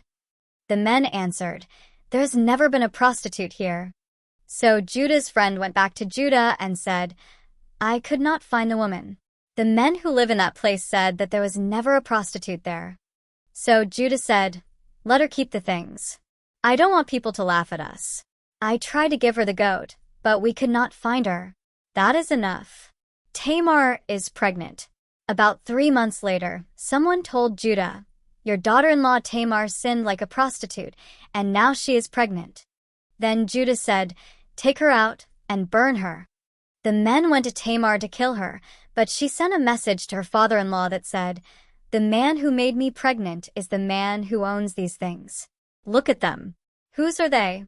Whose special seal and string is this? Whose walking stick is this?" Judah recognized these things and said, "She is right. I was wrong. I did not give her my son Shelah, like I promised." And Judah did not sleep with her again. The time came for Tamar to give birth. She was going to have twins. While she was giving birth, one baby put his hand out. The nurse tied a red string on the hand and said, "This baby was born first." But that baby pulled his hand back in, so the other baby was born first. So the nurse said, "You are able to break out first." So they named him Perez. After this, the other baby was born. This was the baby with the red string on his hand. They named him Zerah. Genesis 39. Easy to read version. Joseph is sold to Potiphar in Egypt. The traders who bought Joseph took him down to Egypt. They sold him to the captain of Pharaoh's guard, Potiphar. The Lord helped Joseph become a successful man. Joseph lived in the house of his master, Potiphar the Egyptian. Potiphar saw that the Lord was with Joseph and that the Lord helped Joseph be successful in everything he did. So Potiphar was very happy with Joseph. He allowed Joseph to work for him and to help him rule the house. Joseph was the ruler over everything Potiphar owned. After Joseph was made the ruler over the house, the Lord blessed the house and everything that Potiphar owned. The Lord also blessed everything that grew in Potiphar's fields. The Lord did this because of Joseph. So Potiphar allowed Joseph to take responsibility for everything in the house. Potiphar didn't have to worry about anything except deciding what to eat. Joseph refuses Potiphar's wife. Joseph was a very handsome, good-looking man. After some time, the wife of Joseph's master began to pay special attention to him. One day she said to him, "Sleep with me." But Joseph refused. He said, "My master trusts me with everything in his house. He has given me responsibility for everything here. My master has made me almost equal to him in his house.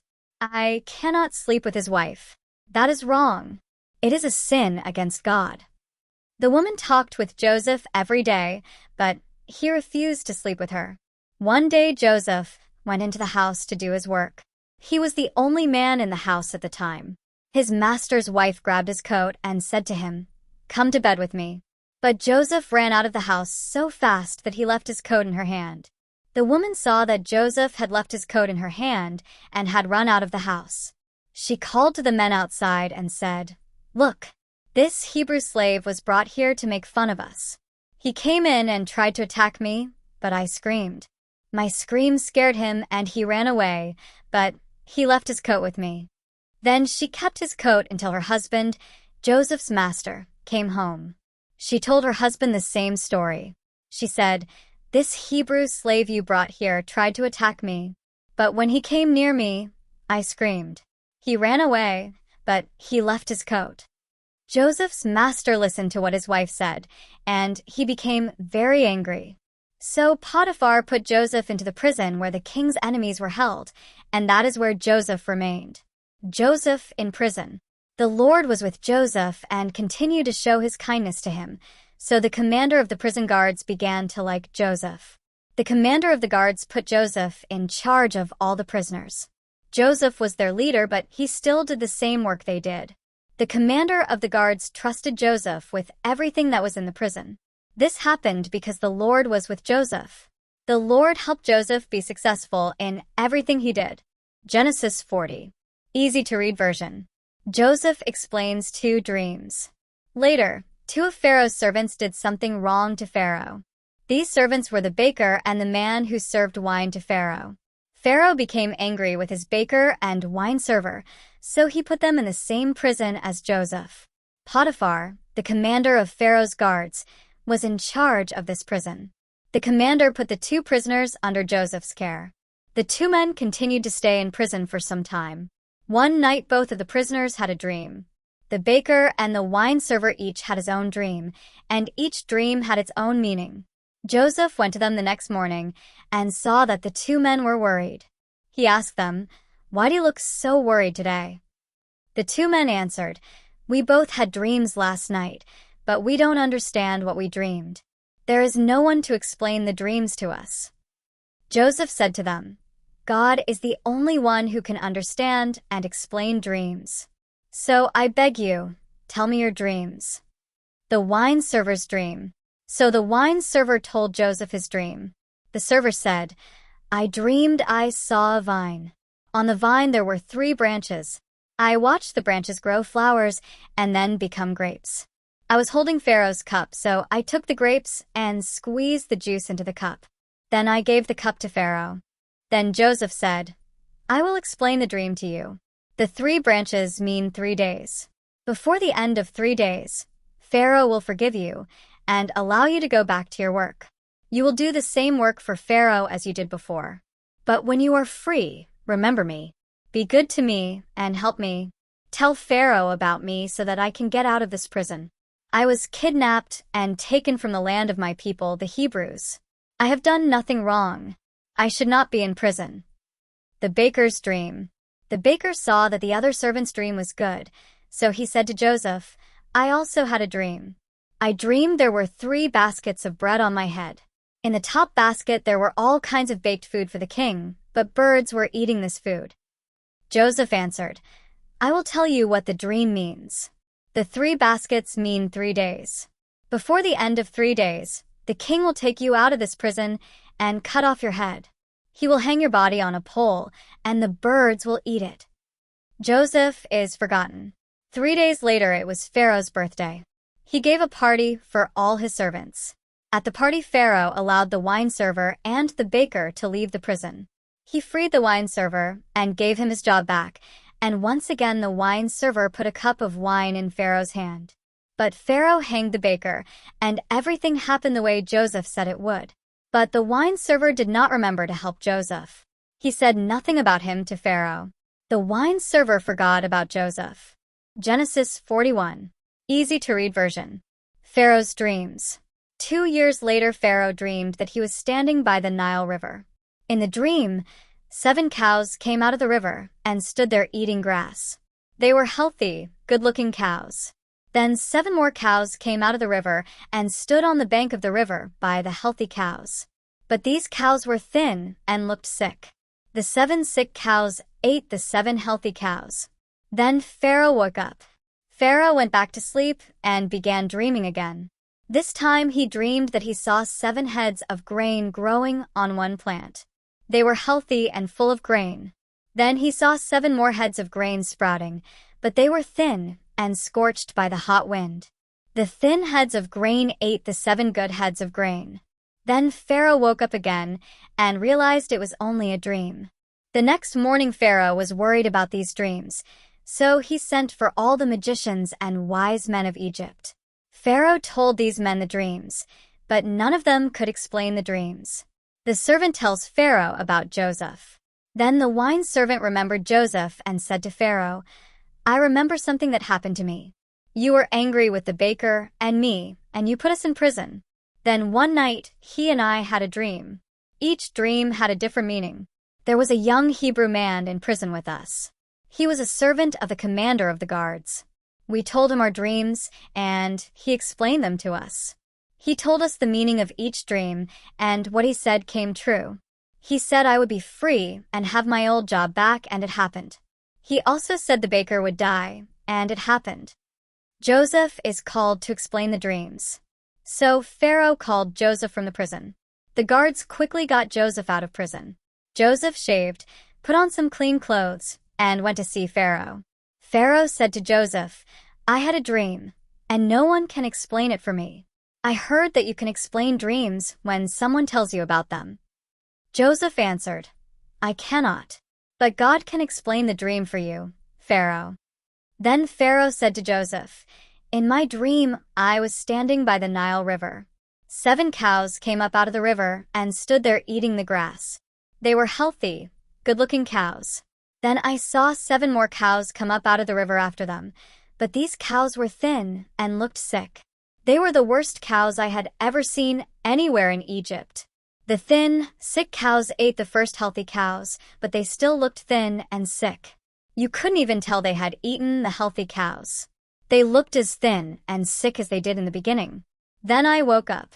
In my next dream, I saw 7 heads of grain growing on one plant. They were healthy and full of grain. And then 7 more heads of grain grew after them, but they were thin and scorched by the hot wind. Then the thin heads of grain ate the 7 good heads of grain. I told these dreams to my magicians, but no one could explain the dreams to me. What do they mean?" Joseph explains the dream. Then Joseph said to Pharaoh, "Both of these dreams have the same meaning. God is telling you what will happen soon. The 7 good cows and the 7 good heads of grain are 7 good years. And the 7 thin, sick-looking cows and the 7 thin heads of grain mean that there will be 7 years of hunger in this area. These 7 bad years will come after the 7 good years. God has shown you what will happen soon. He will make these things happen just as I told you. For 7 years there will be plenty of food in Egypt. But then there will be 7 years of hunger. The people will forget how much food there had been in Egypt before. This famine will ruin the country. It will be so bad that people will forget what it was like to have plenty of food. Pharaoh, you had 2 dreams about the same thing. That means God wanted to show you that He really will make this happen, and He will make it happen soon. So, Pharaoh, you should choose a wise, intelligent man and put him in charge of Egypt. Then you should choose other men to collect food from the people. During the 7 good years, the people must give them 1/5 of all the food they grow. In this way, these men will collect all the food during the 7 good years and store it in the cities until it is needed. Pharaoh, this food will be under your control. Then, during the 7 years of hunger, there will be food for the country of Egypt. And Egypt will not be destroyed by the famine." This seemed like a very good idea to Pharaoh, and all his officials agreed. Then Pharaoh told them, "I don't think we can find anyone better than Joseph to take this job. God's spirit is in him, making him very wise." So Pharaoh said to Joseph, "God showed these things to you, so you must be the wisest man. I will put you in charge of my country, and the people will obey all your commands. I will be the only one more powerful than you."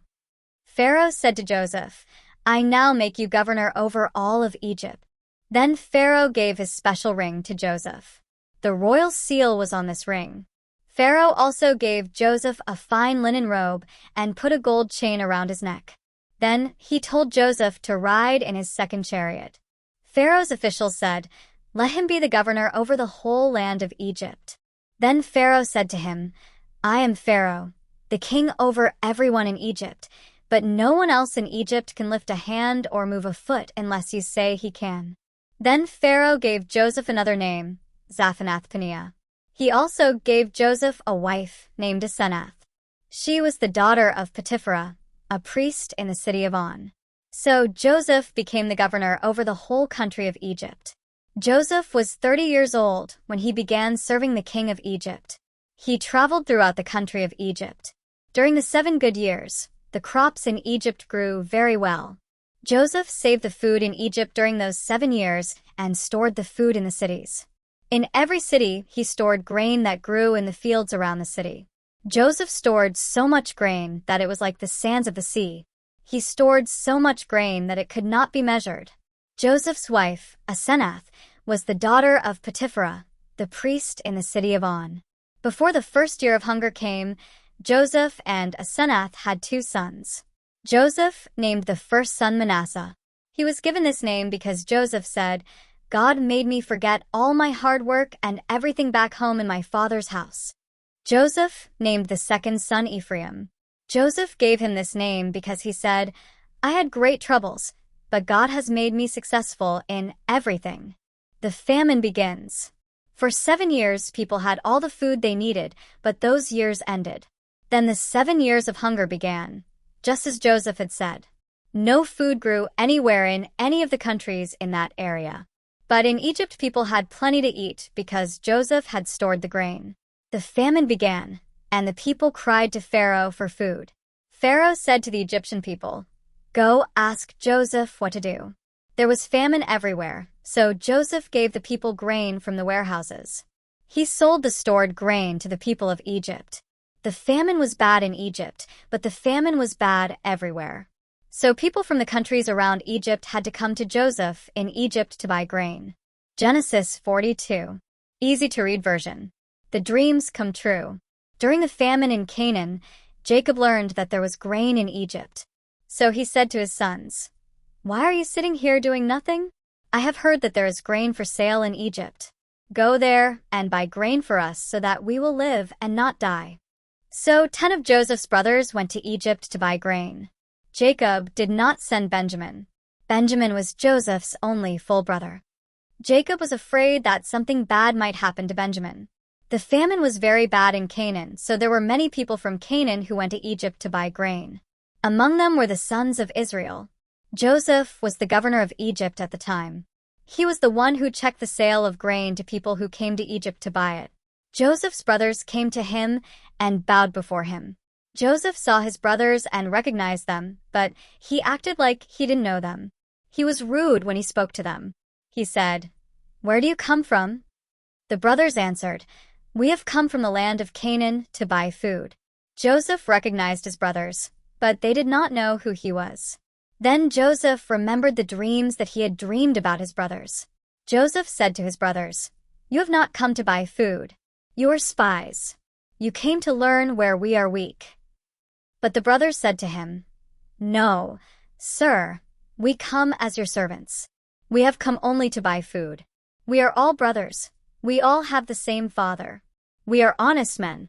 We have come only to buy food." Then Joseph said to them, "No, you have come to spy on us." And the brothers said, "No, sir, we come as servants from Canaan. We are all brothers, sons of the same father. There were 12 brothers in our family. Our youngest brother is still at home with our father, and the other brother died a long time ago." But Joseph said to them, "No, I can see that I am right. You are spies. But I will let you prove that you are telling the truth. In the name of Pharaoh, I swear that I will not let you go until your youngest brother comes here. One of you must go back to get your youngest brother while the rest of you stay here in prison. Then we can prove whether you are telling the truth or not. If you are not telling the truth, then by Pharaoh, I swear that you are spies." Then Joseph put them all in prison for 3 days. The troubles begin. After 3 days, Joseph said to them, "I am a God-fearing man. Do this, and I will let you live. If you are honest men, one of your brothers can stay here in prison, and the others can go and carry grain back to your people. But then you must bring your youngest brother back here to me. Then I will know that you are telling the truth, and you will not have to die." The brothers agreed to this. They said to each other, "We are being punished for the bad thing we did to our younger brother Joseph. We saw the trouble he was in. He begged us to save him, but we refused to listen. So now we are in trouble." Then Reuben said to them, "I told you not to do anything bad to that boy, but you refused to listen to me. Now we are being punished for his death." Joseph was using an interpreter to talk to his brothers, so the brothers did not know that he understood their language. He heard and understood everything they said, and that made him want to cry. So he turned away and left the room. When he came back, he took one of the brothers, Simeon, and tied him up while the others watched. Joseph told the servants to fill the bags with grain. The brothers had given Joseph the money for the grain, but he didn't keep the money. He put the money in their bags of grain. Then he gave them what they would need for their trip back home. So the brothers put the grain on their donkeys and left. That night the brothers stopped at a place to spend the night. One of the brothers opened his sack to get some grain for his donkey. And there in the sack, he saw his money. He said to the other brothers, "Look, here is the money I paid for the grain. Someone put the money back in my sack." The brothers were very afraid. They said to one another, "What is God doing to us?" The brothers report to Jacob. The brothers went back to their father Jacob in the land of Canaan. They told him about everything that had happened. They said, "The governor of that country spoke rudely to us. He thought that we were spies." We told him, "We are honest men, not spies. There are 12 of us brothers, all from the same father. But one of our brothers is no longer living, and the youngest is still at home with our father in Canaan." Then the governor of that country said to us, "Here is a way to prove that you are honest men. Leave one of your brothers here with me. Take your grain back to your families. Bring your youngest brother to me. Then I will know if you are honest men, or if you were sent from an army to destroy us. If you are telling the truth, I will give your brother back to you. I will give him to you, and you will be free to buy grain in our country." Then the brothers started taking the grain out of their sacks, and every brother found his bag of money in his sack of grain. When the brothers and their father saw the money, they were afraid. Jacob said to them, "Do you want me to lose all of my children? Joseph is gone. Simeon is gone, and now you want to take Benjamin away too." But Reuben said to his father, "Father, you may kill my 2 sons if I don't bring Benjamin back to you. Trust me, I will bring him back to you." But Jacob said, "I will not let Benjamin go with you. His brother is dead, and he is the only son left from my wife Rachel. It would kill me if anything happened to him during the trip to Egypt. You would send me to the grave a very sad old man." Genesis 43. Easy to read version.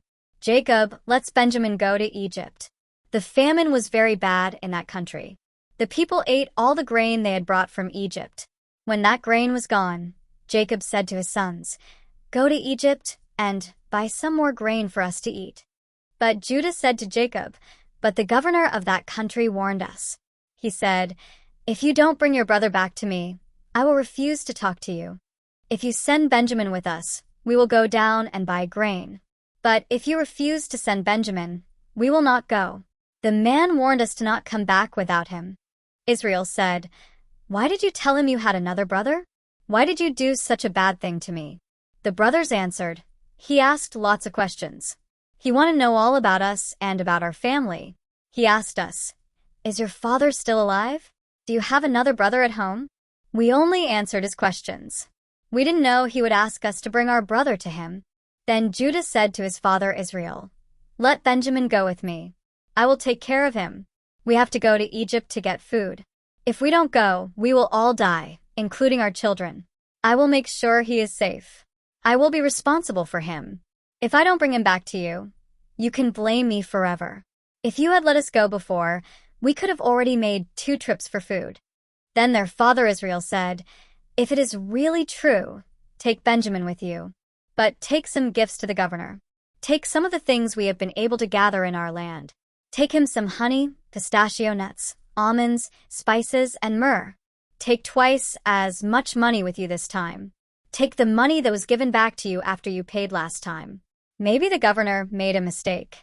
Take Benjamin and go back to the man. I pray that God all-powerful will help you when you stand before the governor. I pray that he will let Benjamin and also Simeon come back safely. If not, I will again be sad from losing my children." So the brothers took the gifts to give to the governor. And the brothers took twice as much money with them as they took the first time. This time Benjamin went with the brothers to Egypt. The brothers at Joseph's house. When Joseph saw Benjamin with them, he said to his servant, "Bring these men into my house. Kill an animal and cook it. They will eat with me at noon today." The servant did as he was told. He brought the men into Joseph's house. The brothers were afraid when they were taken to Joseph's house and said, "We have been brought here because of the money that was put back in our sacks the last time. They will use this as proof against us and steal our donkeys and make us slaves." So the brothers went to the servant in charge of Joseph's house. They said, "Sir, I promise this is the truth. The last time we came to buy food. On the way home, we opened our sacks and found our money in every sack. We don't know how it got there, but we brought that money with us to give it back to you. And we have brought more money to pay for the food that we want to buy this time." But the servant answered, "Don't be afraid. Believe me. Your God, the God of your father, must have put the money in your sack as a gift. I remember that you paid me for the grain the last time." Then the servant brought Simeon out of the prison. The servant led the men into Joseph's house. He gave them water, and they washed their feet. Then he fed their donkeys. The brothers heard that they were going to eat with Joseph, so they worked until noon preparing their gifts for him. When Joseph came home, the brothers gave him the gifts they had brought with them. Then they bowed down to the ground in front of him. Joseph asked them how they were doing. Then he said, "How is your elderly father you told me about? Is he still alive?" The brothers answered, "Yes, sir, our father is still alive." And they again bowed before Joseph. Then Joseph saw his brother Benjamin. Benjamin and Joseph had the same mother. Joseph said, "Is this your youngest brother that you told me about?" Then Joseph said to Benjamin, "God bless you, my son." Joseph felt a strong desire to show his brother Benjamin that he loved him. He was about to cry and didn't want his brothers to see him, so he ran into his private room and cried there. Then Joseph washed his face and came out. He regained control of himself and said, "Now it is time to eat." The servants seated Joseph at a table by himself. His brothers were at another table by themselves, and the Egyptians were at a table by themselves. The Egyptians believed that it was wrong for them to eat with Hebrews.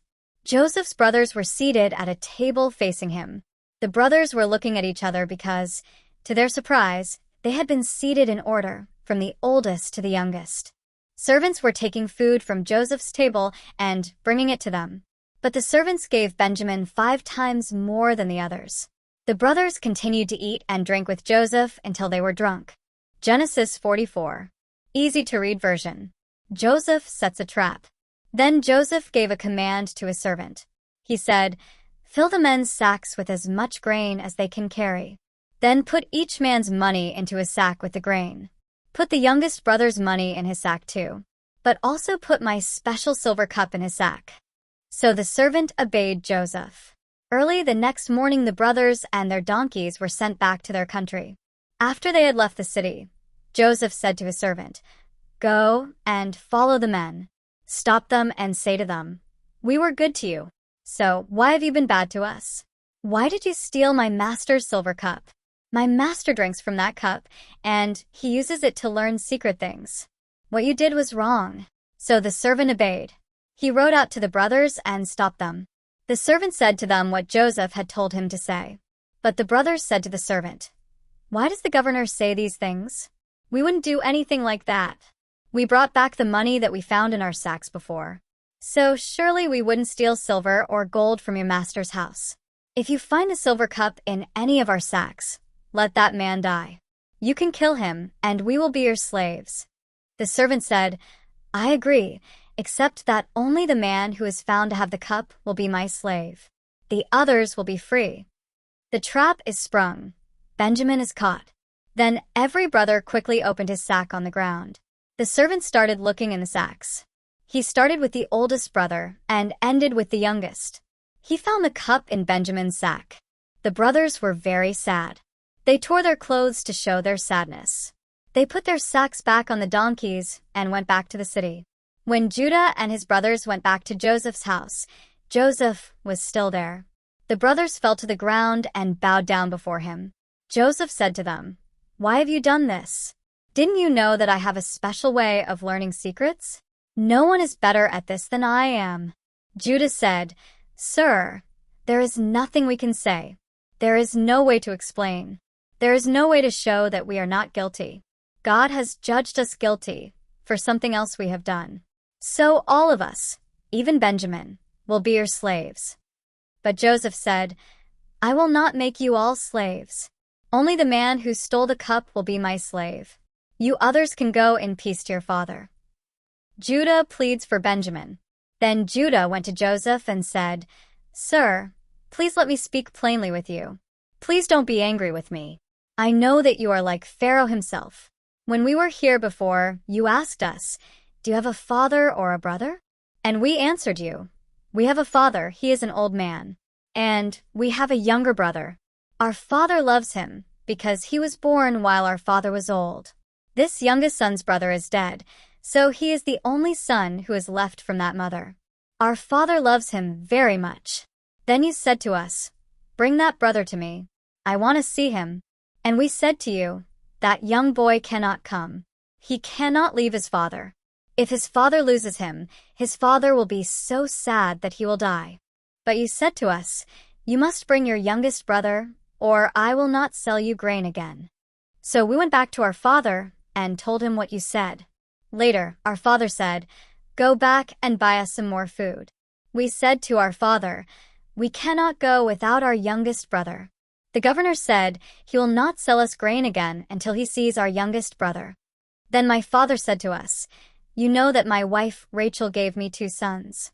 I let one son go away, and he was killed by a wild animal, and I haven't seen him since. If you take my other son away from me, and something happens to him, I will be sad enough to die. Now, imagine what will happen when we go home without our youngest brother. He is the most important thing in our father's life. Our father will die if he sees that the boy isn't with us, and it will be our fault. We will send our father to his grave a very sad man.' I took responsibility for the young boy. I told my father, 'If I don't bring him back to you, you can blame me for the rest of my life. So now I beg you, please let the boy go back with his brothers, and I will stay and be your slave. I cannot go back to my father if the boy is not with me. I am very afraid of what would happen to my father.'" Genesis 45. Easy to read version. Joseph tells who he is. Joseph could not control himself any longer. He cried in front of all the people who were there. Joseph said, "Tell everyone to leave here." So all the people left. Only the brothers were left with Joseph. Then he told them who he was. Joseph continued to cry, and all the Egyptian people in Pharaoh's house heard it. He said to his brothers, "I am your brother Joseph. Is my father doing well?" But the brothers did not answer him, because they were confused and afraid. So Joseph said to his brothers again, "Come here to me. I beg you, come here." When the brothers went to him, he said to them, "I am your brother Joseph. I am the one you sold as a slave to Egypt. Now, don't be worried. Don't be angry with yourselves for what you did. It was God's plan for me to come here. I am here to save people's lives. This terrible famine has continued for 2 years now, and there will be 5 more years without planting or harvest. So God sent me here ahead of you so that I can save your people in this country. It was not your fault that I was sent here. It was God's plan. God made me like a father to Pharaoh. I am the governor over all his house and over all Egypt." Israel invited to Egypt. Joseph said, "Hurry up and go to my father. Tell him his son Joseph sent this message. God made me the governor of Egypt. So come here to me quickly. Don't wait. You can live near me in the land of Goshen. You, your children, your grandchildren, and all of your animals are welcome here. I will take care of you during the next 5 years of hunger. So you and your family will not lose everything you own. Surely you can see that I really am Joseph. Even my brother Benjamin knows it is me, your brother, talking to you. So tell my father about the honor I have received here in Egypt. Tell him about everything you have seen here. Now hurry, go bring my father back to me." Then Joseph hugged his brother Benjamin, and they both began crying. Then Joseph cried as he kissed all his brothers. After this, the brothers began talking with him. Pharaoh learned that Joseph's brothers had come to him. This news spread throughout Pharaoh's house. Pharaoh and his servants were very excited. So Pharaoh told Joseph, "Tell your brothers to take all the food they need and go back to the land of Canaan. Tell them to bring your father and their families back here to me. I will give you the best land in Egypt to live on, and your family can eat the best food we have here. Also give your brothers some of our best wagons. Tell them to go to Canaan and bring your father and all the women and children back in the wagons. Don't worry about bringing all of their belongings. We can give them the best of Egypt. So the sons of Israel did this. Joseph gave them good wagons, just as Pharaoh had promised. And Joseph gave them enough food for their trip. He gave each brother a suit of beautiful clothes.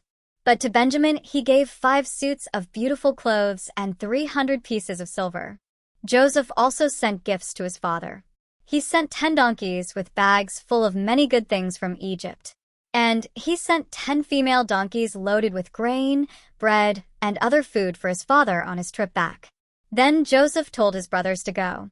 While they were leaving, he said to them, "Go straight home and don't fight on the way." So the brothers left Egypt and went to their father in the land of Canaan. They told him, "Father, Joseph is still alive, and he is the governor over the whole country of Egypt." Their father did not know what to think. At first he didn't believe them, but then they told him everything Joseph had said. Then their father saw the wagons that Joseph had sent to bring him back to Egypt, and he became excited and very happy. Israel said, "Now I believe you. My son Joseph is still alive. I am going to see him before I die." Genesis 46. Easy to read version. God assures Israel. So Israel began his trip to Egypt. First he went to Beersheba. There he worshipped God, the God of his father Isaac. He offered sacrifices. During the night God spoke to Israel in a dream and said, "Jacob, Jacob." Israel answered, "Here I am." Then God said, "I am God, the God of your father. Don't be afraid to go to Egypt. In Egypt I will make you a great nation. I will go to Egypt with you, and I will bring you out of Egypt again. You will die there, but Joseph will be with you. His own hands will close your eyes when you die." Israel goes to Egypt. Then Jacob left Beersheba and traveled to Egypt. His sons, the sons of Israel, brought their father, their wives, and all their children to Egypt. They traveled in the wagons the Pharaoh had sent. They also had their cattle and everything they owned in the land of Canaan. So Israel went to Egypt with all his children and his family. With him were his sons and his grandsons, his daughters and his granddaughters. All of his family went with him. The family of Jacob, Israel. These are the names of Israel's sons and family who went to Egypt with him. Reuben was Jacob's first son. Reuben's sons were Hanok, Palu, Hezron, and Carmi. Simeon's sons were Jemuel, Jamin, Ohad, Jachin, and Zohar. There was also Shaul. Shaul was born from a Canaanite woman. Levi's sons were Gershon, Kohath, and Merari. Judah's sons were Onan, Shelah, Perez, and Zerah. And Onan died while still in Canaan. Perez's sons were Hezron and Hamel. Issachar's sons were Tola, Puah, Job, and Shimron. Zebulun's sons were Sered, Elon, and Yaliel. Reuben, Simeon, Levi, Judah, Issachar, and Zebulun were Jacob's sons from his wife Leah. Leah had these sons in Paddan Aram. She also had a daughter named Dinah. There were 33 people in this family. Gad's sons were Zephon, Haggi, Shuni, Esben, Eri, Arodi, and Areli. Asher's sons were Imnah, Ishva, Ishvi, Beriah, and their sister Sarah. Also there were Beriah's sons, Heber and Malchiel. All these were Jacob's sons from his wife's servant, Zilpah. Zilpah was the maid that Laban had given to his daughter Leah. There were 16 people in this family. Benjamin was also with Jacob. Benjamin was Jacob and Rachel's son. Joseph was also Rachel's son, but he was already in Egypt. In Egypt, Joseph had 2 sons, Manasseh and Ephraim. Joseph's wife was Asenath, the daughter of Potipharah, the priest in the city of On. Benjamin's sons were Bela, Becher, Ashbel, Gera, Naaman, Ahi, Rosh, Muppim, Huppim, and Ard. These were the sons of Jacob from his wife Rachel. There were 14 people in this family. Dan's son was Hushim. Naphtali's sons were Jaziel, Guni, Jezer, and Shillem. These were the sons of Jacob and Bilhah. Bilhah was the maid that Laban had given to his daughter Rachel. There were 7 people in this family. The total number of Jacob's direct descendants who went with him to Egypt was 66 people. The wives of Jacob's sons were not counted in this number. Also, Joseph had 2 sons in Egypt. With these 2 grandsons, Jacob's family in Egypt numbered 70 people in all. Israel arrives in Egypt. Jacob sent Judah ahead to speak to Joseph. Judah went to Joseph in the land of Goshen. Then Jacob and his people followed into the land. Joseph learned that his father was coming. So he prepared his chariot and went out to meet his father, Israel, in Goshen. When Joseph saw his father, he hugged his neck and cried for a long time. Then Israel said to Joseph, "Now I can die in peace. I have seen your face, and I know that you are still alive." Joseph said to his brothers and to the rest of his father's family, "I will go and tell Pharaoh that you are here. I will say to Pharaoh, 'My brothers and the rest of my father's family have left the land of Canaan and have come here to me. They are a family of shepherds. They have always kept sheep and cattle. They have brought all their animals and everything they own with them.' When Pharaoh calls you, he will ask, 'What work do you do?' You tell him, 'We are shepherds. All our lives we have been shepherds, and our ancestors were shepherds before us.' Then Pharaoh will allow you to live in the land of Goshen. Egyptians don't like shepherds, so it is better that you stay in Goshen." Genesis 47. Easy-to-read version. Israel settles in Goshen. Joseph went into Pharaoh and said, "My father and my brothers and all their families are here. They have all their animals and everything they own from the land of Canaan with them. They are now in the land of Goshen." Joseph chose 5 of his brothers to be with him before the Pharaoh. Pharaoh said to the brothers, "What work do you do?" The brothers said to Pharaoh, "Sir, we are shepherds, just as our ancestors were shepherds before us." They said to Pharaoh, "The famine is very bad in Canaan. There are no fields left with grass for our animals, so we have come to live in this land. We ask you to please let us live in Goshen." Then Pharaoh said to Joseph, "Your father and your brothers have come to you. You can choose any place in Egypt for them to live. Give your father and your brothers the best land. Let them live in the land of Goshen. And if they are skilled shepherds, they can also care for my cattle." Then Joseph called his father Jacob to come in to meet Pharaoh. Jacob blessed Pharaoh. Then Pharaoh said to him, "How old are you?" Jacob said to Pharaoh, "I have had a short life with many troubles. I am only 130 years old. My father and his ancestors lived to be much older than I am." Then Jacob blessed Pharaoh and left from his meeting with him. Joseph did what Pharaoh said and gave his father and brothers land in Egypt. It was the best land in Egypt, in the eastern part of the country, around Ramesses. Joseph also gave his father, his brothers, and all their people the food they needed. Joseph buys land for Pharaoh. The famine got worse. There was no food anywhere in the land. Egypt and Canaan became very poor because of this bad time. People in the land bought more and more grain.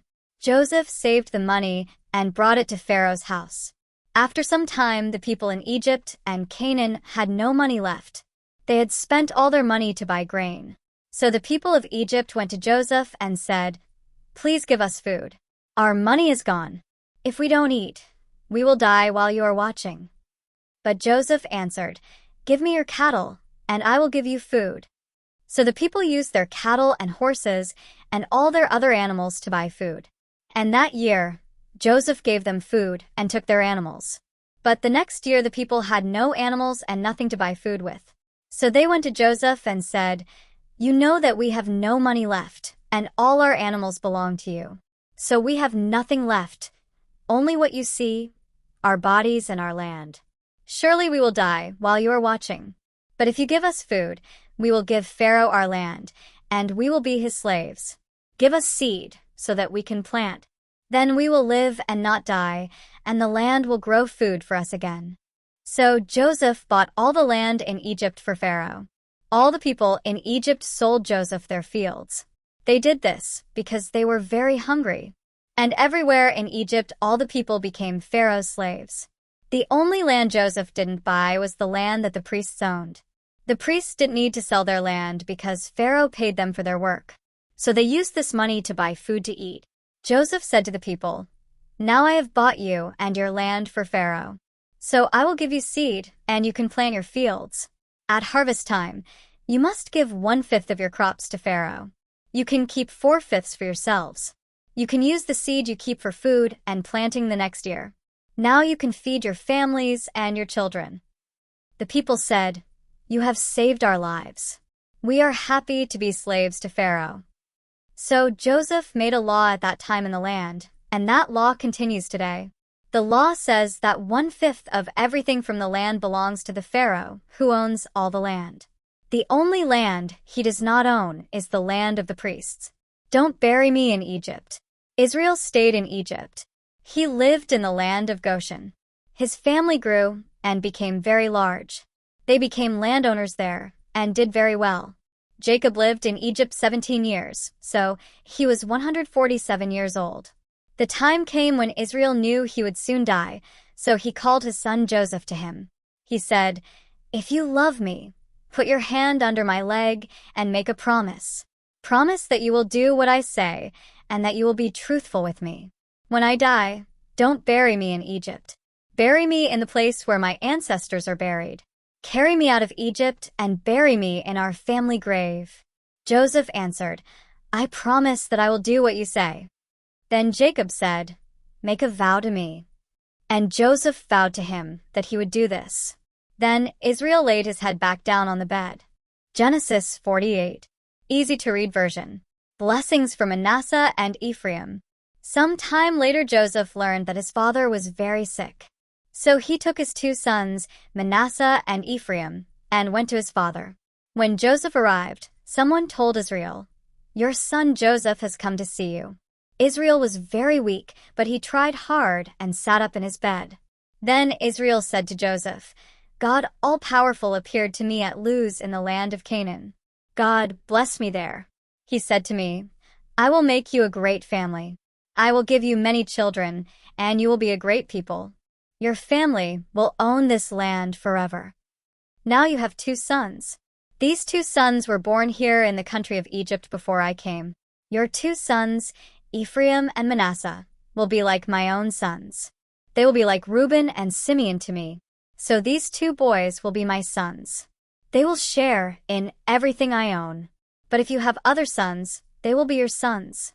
But they will also be like sons to Ephraim and Manasseh. That is, in the future, they will share in everything that Ephraim and Manasseh own." On the trip from Paddan Aram, Rachel died in the land of Canaan. This made me very sad. We were still traveling toward Ephrath. I buried her there on the road to Ephrath. Ephrath is Bethlehem. Then Israel saw Joseph's sons. Israel said, "Who are these boys?" Joseph said to his father, "These are my sons. These are the boys God gave me." Israel said, "Bring your sons to me. I will bless them." Israel was old, and his eyes were not good. So Joseph brought the boys close to his father. Israel kissed and hugged the boys. Then Israel said to Joseph, "I never thought I would see your face again. But look, God has let me see you and your children." Then Joseph took the boys off Israel's lap, and they bowed down in front of his father. Joseph put Ephraim on his right side and Manasseh on his left side. So Ephraim was on Israel's left side, and Manasseh was on Israel's right side. But Israel crossed his hands and put his right hand on the head of the younger boy Ephraim. Then he put his left hand on Manasseh, even though Manasseh was the firstborn. And Israel blessed Joseph and said, "My ancestors, Abraham and Isaac, worshipped our God, and that God has led me all my life. He was the angel who saved me from all my troubles, and I pray that he will bless these boys. Now they will have my name, and the name of our ancestors, Abraham and Isaac. I pray that they will grow to become great families and nations on earth." Joseph saw that his father put his right hand on Ephraim's head. This didn't make Joseph happy. Joseph took his father's hand because he wanted to move it from Ephraim's head and put it on Manasseh's head. Joseph said to his father, "You have your right hand on the wrong boy. Manasseh is the firstborn. Put your right hand on him." But his father refused and said, "I know, son. I know. Manasseh is the firstborn. He will be great and will be the father of many people. But his younger brother will be greater than he is, and the younger brother's family will be much larger." So Israel blessed them that day. He said, "The Israelites will use your names. Whenever they bless someone, they will say, 'May God make you like Ephraim and Manasseh.'" In this way Israel made Ephraim greater than Manasseh. Then Israel said to Joseph, "Look, my time to die is almost here, but God will still be with you. He will lead you back to the land of your ancestors. I have given you one portion more than I gave to your brothers. I gave you the land that I won from the Amorites. I used my sword and vowed to take that land." Genesis 49. Easy to read version. Jacob blesses his sons. Then Jacob called all his sons to him. He said, "My sons, come here to me. I will tell you what will happen in the future. Children of Jacob, gather around. Come listen to Israel, your father. Reuben, my first son, you are my strength, the first proof of my manhood. You are the most honored and powerful of all my sons. But your passion was like a flood you couldn't control. So you will not remain my most honored son. You climbed into your father's bed and slept with one of his wives. You brought shame to my bed, to the bed you lay on. Simeon and Levi are brothers. They are violent with their swords. I will not join their secret meetings. I will not take part in their evil plans. They have killed people out of anger and crippled animals for fun. Their anger is so strong that it is a curse. They are too cruel when they are angry. They will not get their own land in the land of Jacob. They will be spread throughout Israel. Judah, your brothers will praise you. You will defeat your enemies. Your brothers will bow down to you. Judah is like a young lion. My son, you are like a lion standing over the animal it killed. Like a lion, Judah lies down to rest, and no one is brave enough to disturb him. Men from Judah's family will be kings. The sign that his family rules will not leave his family before the Real king comes. Then many people will obey and serve him. He ties his donkeys to the best grapevines. He washes his clothes in the best wine. His eyes are red from drinking wine. His teeth are white from drinking milk. Zebulun will live near the sea. His seacoast will be a safe place for ships. His land will continue as far as the city of Sidon. Issachar is like a donkey that has worked too hard. He will lie down under his heavy load. He will see his land is pleasant, and that his resting place is good. But he will agree to carry heavy loads. He will agree to work as a slave. Dan will rule his people. As one of the tribes of Israel, Dan will be like a snake at the side of the road. He will be like a dangerous snake lying near the path. That snake bites a horse's foot, and the rider falls to the ground. Lord, I am waiting for your salvation. Gad. A group of robbers will attack Gad, but Gad will chase them away. Asher's land will grow much good food. He will have food fit for a king. Naphtali is like a deer running free, and his words are beautiful. Joseph is like a wild donkey, like a young donkey by a spring, like colts grazing in a pasture. People attacked him and made life hard for him. Men with arrows became his enemies, but he won the fight with his mighty bow and his skillful arms. He gets power from the mighty one of Jacob, from the shepherd, the rock of Israel, the God of your father, who helps you. May God all-powerful bless you and give you blessings from the sky above and from the deep below. May he give you blessings from breast and womb. My parents had many good things happen to them, and I, your father, was blessed even more. Your brothers left you with nothing, but now I pile all my blessings on you, as high as a mountain. Benjamin is like a hungry wolf. In the morning he kills and eats. In the evening he shares what is left. These are the 12 families of Israel, and this is what their father said to them. He gave each son a blessing that was right for him. Then Israel gave them a command. He said, "When I die, I want to be with my people. I want to be buried with my ancestors in the cave in the field of Ephron the Hittite." That cave is in the field of Machpelah near Mamre in the land of Canaan. Abraham bought that field from Ephron so that he could have a burying place. Abraham and his wife Sarah are buried in that cave. Isaac and his wife Rebekah are buried in that cave. I buried my wife Leah in that cave. That cave is in the field that was bought from the Hittites. After Jacob finished talking to his sons, he lay down, put his feet back on the bed, and died. Genesis 50. Easy to read version. Jacob's funeral. When Israel died, Joseph was very sad. He hugged his father and cried over him and kissed him. Joseph commanded his servants to prepare his father's body. These servants were doctors. The doctors prepared Jacob's body to be buried. They prepared the body in the special way of the Egyptians. When the Egyptians prepared the body in this special way, they waited 40 days before they buried the body. Then the Egyptians had a special time of sadness for Jacob. This time was 70 days. After the time of sadness was finished, Joseph spoke to Pharaoh's officers and said, "Please tell this to Pharaoh. When my father was near death, I made a promise to him. I promised that I would bury him in a cave in the land of Canaan. This is the cave that he prepared for himself. So please let me go and bury my father. Then I will come back here to you." Pharaoh answered, "Keep your promise. Go and bury your father." So Joseph went to bury his father. All of Pharaoh's officials, personal advisors, and all the older leaders of Egypt went with Joseph. All the people in Joseph's family, his brothers, and all the people in his father's family went with him. Only the children and the animals stayed in the land of Goshen. So there was a large crowd of people with him. There was even a group of soldiers riding in chariots and some on horses. They went to Goren-Atad, east of the Jordan River. There they had a long funeral service for Israel, which continued for 7 days. When the people who lived in Canaan saw the funeral service at Goren-Atad, they said, "This is a time of great sorrow for those Egyptians." So now that place across the Jordan River is named Abel Mizraim. So Jacob's sons did what their father told them. They carried his body to Canaan and buried it in the cave at Machpelah. This was the cave near Mamre in the field that Abraham bought from Ephron the Hittite.